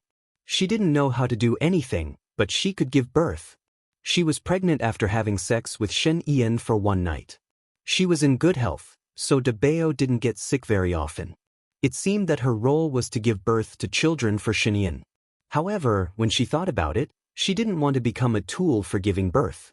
She took a step back, and when she saw Xinyan's smile, she swallowed the words that she wanted to change. Shuang, I'm very happy. You are finally not a stone. Xinyan raised the corner of his mouth, and the crystal light shone in his beautiful eyes, making him look extremely handsome. Lu Shuang blinked. Even if I am a stone, I can give birth to a son Wukong. What's the hurry? Xinyan knocked her on the head. What son Wukong? I am not a monkey. Don't talk nonsense. Lu Shuang knocked him on the head. You said that I was a stone first. Xinyan put his arm around her shoulder, pulled her into his arms, and looked at her happily. Didn't you say that you are not a stone now? Lu Shuang responded, and her face was slightly red. She felt that she was a little pretentious and not like herself. She cleared her throat, lowered her head, and looked at the teacup puppy in her hand. She changed her mind and said, It is so obedient. It doesn't bark anymore. What is it called? Huji bear, a teacup puppy. When it grows up, it is the size of 2 palms. Xinyan explained. It is so cute. Lu Shuang leaned her face against the puppy and rubbed its soft fur. What should I call it? Stone, how about a stone? I already have a rock like you. How tiring would it be for me to have another rock? I'll call you Big Bear, Xinyan said softly. Lu Shuang laughed. You call such a small Huji bear a big bear? Where's your IQ? What a joke. This is my wish for him. Xinyan stroked the dog's head. Lu Shuang turned around and did not let him touch it. Are you stupid? This breed is precious when it's small. When it's big, it's not precious anymore. My little bear doesn't grow big. That's why it's so cute. Xinyan hugged her from behind and looked at the puppy. How can it be yours? It's mine. He had to get close to her to make her feel hot. She felt that if this went on, she would become a hungry wolf. Returning to the topic, she asked, Do you know who the person behind this is? Yes, I'll show you a photo. Xinyan took out her phone and passed it to Lu Shuang. Is it him? Lu Shuang stretched out his head and widened his eyes. It's him. I told you that the clothes he wears are invisible. I didn't lie to you, right? Who is he? He is not an invisible person, but he is related to them. He is Old Tang's adopted son, Xinyan said. Old Tang? Is he an invisible person? Yes, he is one of the company commanders. I've investigated. The others have nothing to do with this matter. He should be the only one. Then, Lu Shuang wanted to say something but stopped. Are you going to? Don't worry. Since he killed your mother, he should be responsible for it. I will give you an explanation. I will give him a mission soon. It's a narrow escape, so he died honorably, Xinyan said. Died honorably? My mother didn't die honorably either. She died in a miserable way. I don't like him. Why did he kill me for no reason? Lu Shuang said softly and lowered his head. He was just talking to himself. He didn't want to put Xinyan in a difficult position. Okay, let him die less honorably, Xinyan agreed. Lu Shuang looked up at him in shock. She didn't expect him to agree to this. Will it affect you? My woman can't even do this. How can I be your man? You don't have to think too much about it. Just leave it to me, Xinyan said and took the teacup puppy from Lu Shuang's hand. The teacup puppy barked at Lu Shuang. Lu Shuang recovered from the shock. Didn't you say you would give it to me? Xinyan put the dog on the ground. The seller told me not to hold this kind of dog in your hands all the time. They will get used to not moving and die quickly. Let it follow us. Oh, Lu Shuang replied. She wasn't an unreasonable person. Xinyan smiled at her, held her hand and walked forward. Lu Shuang looked behind him worriedly. The teacup puppy was following them. Lu Shuang laughed. This dog is so smart. It knows how to follow people. To be exact, it knows how to follow me. Do you think everyone is like you? Xinyan said with drooping eyes. Lu Shuang made an X with his hands. Are you done? You are the father dog and it is the baby dog. Of course it will follow you. You mean you are the son of a dog? President, where's your integrity? Aren't you afraid of being laughed at? Xinyan smiled. I'm sorry. Birds of a feather flock together. I've been led astray by you. Don't you have any shame? She walked in front quickly. Shenyan smiled and followed behind her. He was in a good mood because of what she said. She was willing to give birth to his child. Did this mean that she had truly accepted him? Lu Shuang entered the house first. Her face was flushed red from the hot air. She took off her outer clothes and hung them on the clothes rack. Shenyan walked in and took off her coat. Where's De Xiong? Lu Shuang looked behind him. There was no puppy. He looked outside and there was no puppy. He looked at Shenyan's arms again. There was no puppy. He asked again, where's De Xiong? He's as stupid as you. He probably lost him. Shenyan walked upstairs indifferently. Lu Shuang was a little annoyed.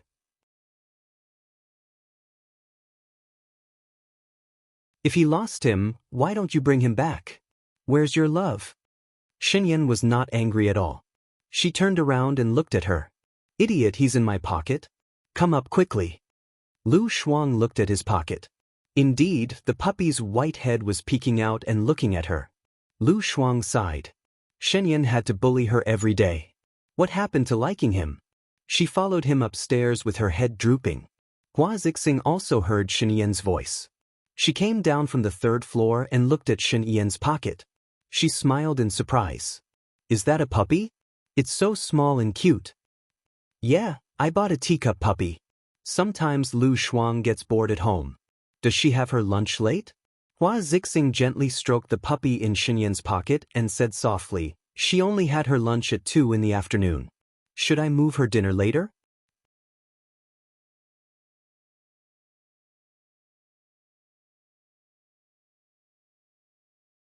Chapter 630. Jealousy flashed across Hua Zixing's eyes. Shenyan was always thinking about Lu Shuang. He even considered that she would be late for dinner. The better he treated Lu Shuang, the more she wanted him. If she could get Shenyan's love, Shenyan would treat her as well as Lu Shuang. She was no worse than Lu Shuang.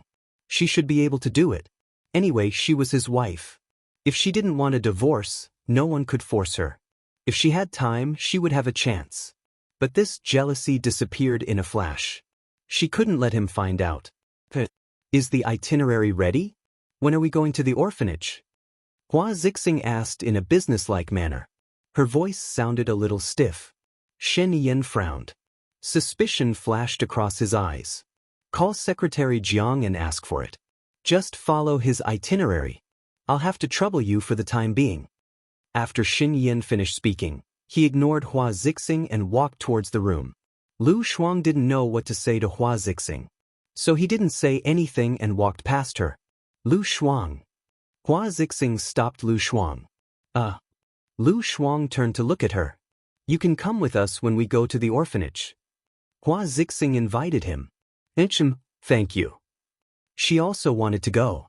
She could learn more from Hua Zixing when the time came. Shenyan was so nice to her. All she could do was do what he wanted. Baya had said that this was the right way to love someone. Lu Shuang was trembling with fear. She just felt that she liked him a little and now she was in love. Hua Zixing smiled. Of course. Let's go up. He must be anxious. Lu Shuang blushed. He nodded and walked towards Shenyan's room. He wasn't in his room. The puppy was biting on a disposable teacup, pretending to be fierce. It looked so cute. Lu Shuang's heart softened and he wanted to hug the puppy. Shenyan's voice came from her room. You haven't leveled up even after such a long time? I'm not playing. Lu Shuang said. When he saw that his computer was on, he corrected himself. I just played for a while. Didn't I tell you? I'm thinking about life. Shenyan sat on her bed with her elbows propped on the bed. She smiled at her, her eyes sparkling like the dazzling stars on a lake in winter. Lu Shuang was embarrassed by his stare, and his heart was beating fast. This evildoer was extremely sexy with just a casual stroll. His body was filled with male hormones. She recalled the time on the steamer, and the details flashed through her mind. She cleared her throat. Why are you looking at me? Come here, Shenyan shouted. According to Lu Shuang's usual personality, if he asked her to go over, she would lose face. But at this moment, she seemed to be bewitched by him. She shouldn't have gone to the drill with him. During the drill, he was full of wildness. It was the manly feeling that she had always liked. He was so handsome that she was mesmerized.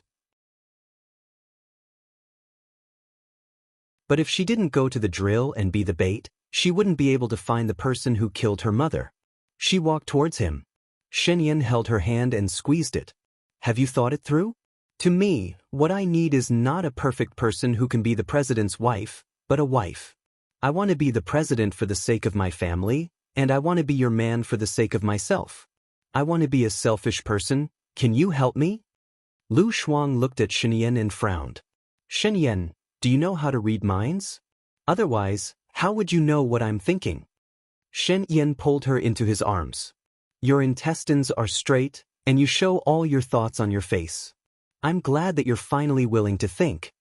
No matter how Lu Shuang heard it, he seemed to be looking down on her. Feelings. Do you think that I usually don't think? Before this, you thought that you would leave after you took revenge. You never thought that you weren't suitable for the position of the president's wife, because you didn't care about the position at all, and you didn't think that you would do it. What you thought was that you wanted freedom to stay away from me. But now you're thinking about it. As long as you think about it, it means that you want to be the president's wife. You don't care about these statuses, that's because you care about me, and you want to stay by my side. Shenyan looked at her affectionately. Lu Shuang felt that he knew her better than she did. It seemed that he had hit the nail on the head. Shenyan, I can consider staying by your side, but can you not read my mind? I feel that I don't have any secrets in front of you. This makes me very unhappy. Shenyan's smile widened. It's easy to feel good. He turned around and pressed her down on the bed. He looked at her and placed his hand on her stomach. When are you going to remove the ring? After I get pregnant, will others suspect you? Lu Shuang was a little worried that it would affect his reputation. Leave it to me. You just have to give birth to my child in peace, Shenyan said softly and kissed her on the lips. It was very gentle and tender. Lu Shuang looked at him as if the sun and moon had lost their brilliance. To be honest, although she had done it with him in the past, she was actually still resistant in her heart. Although she was shrewd, spoke carelessly, and was sometimes very open, in fact, she was conservative. So, until now, she had only had one man, Shenyan. But now, she seemed to be willing. Her heart was wet. It was just a kiss, but she felt an electric current running through her body. She swallowed her saliva and said, "Don't be like last time." You don't like last time? His voice was a little ambiguous. That was too. I'm not a masochist, Lu Shuang said uncomfortably. Xiao Shuang, that wasn't abuse. It was fun. I won't hurt you. You did it 4 or 5 times last time, right? The more Shenyan said, the more embarrassed she felt. Stop talking. Big Bear is still outside. It can't hear us. There are only the 2 of us here. Are you shy? Shenyan's voice was a little husky and full of charm. Why would I be shy? You know I'm very thick-skinned. She didn't want to admit it. Shenyan chuckled. So you know you're thick-skinned too. You're so thick-skinned that you can't even see red. Shenyan pinched her face and sat up. Come here, I'll play with you for a while. Ugh. Lu Shuang also sat up and peeked at him. Shenyan pursed his lips and smiled. You want it? Who wants it? Let's play. Watch how I crush you. Lu Shuang sat next to him. Knock, knock, knock. There was a knock on the door. Lu Shuang looked at the door. I'll go and open the door. She opened the door. You're tuning in to the Dreamy Chapters YouTube channel.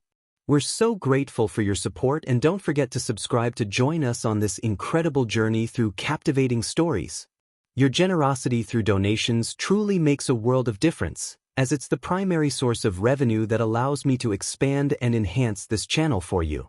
Thank you from the bottom of my heart for being a part of this adventure.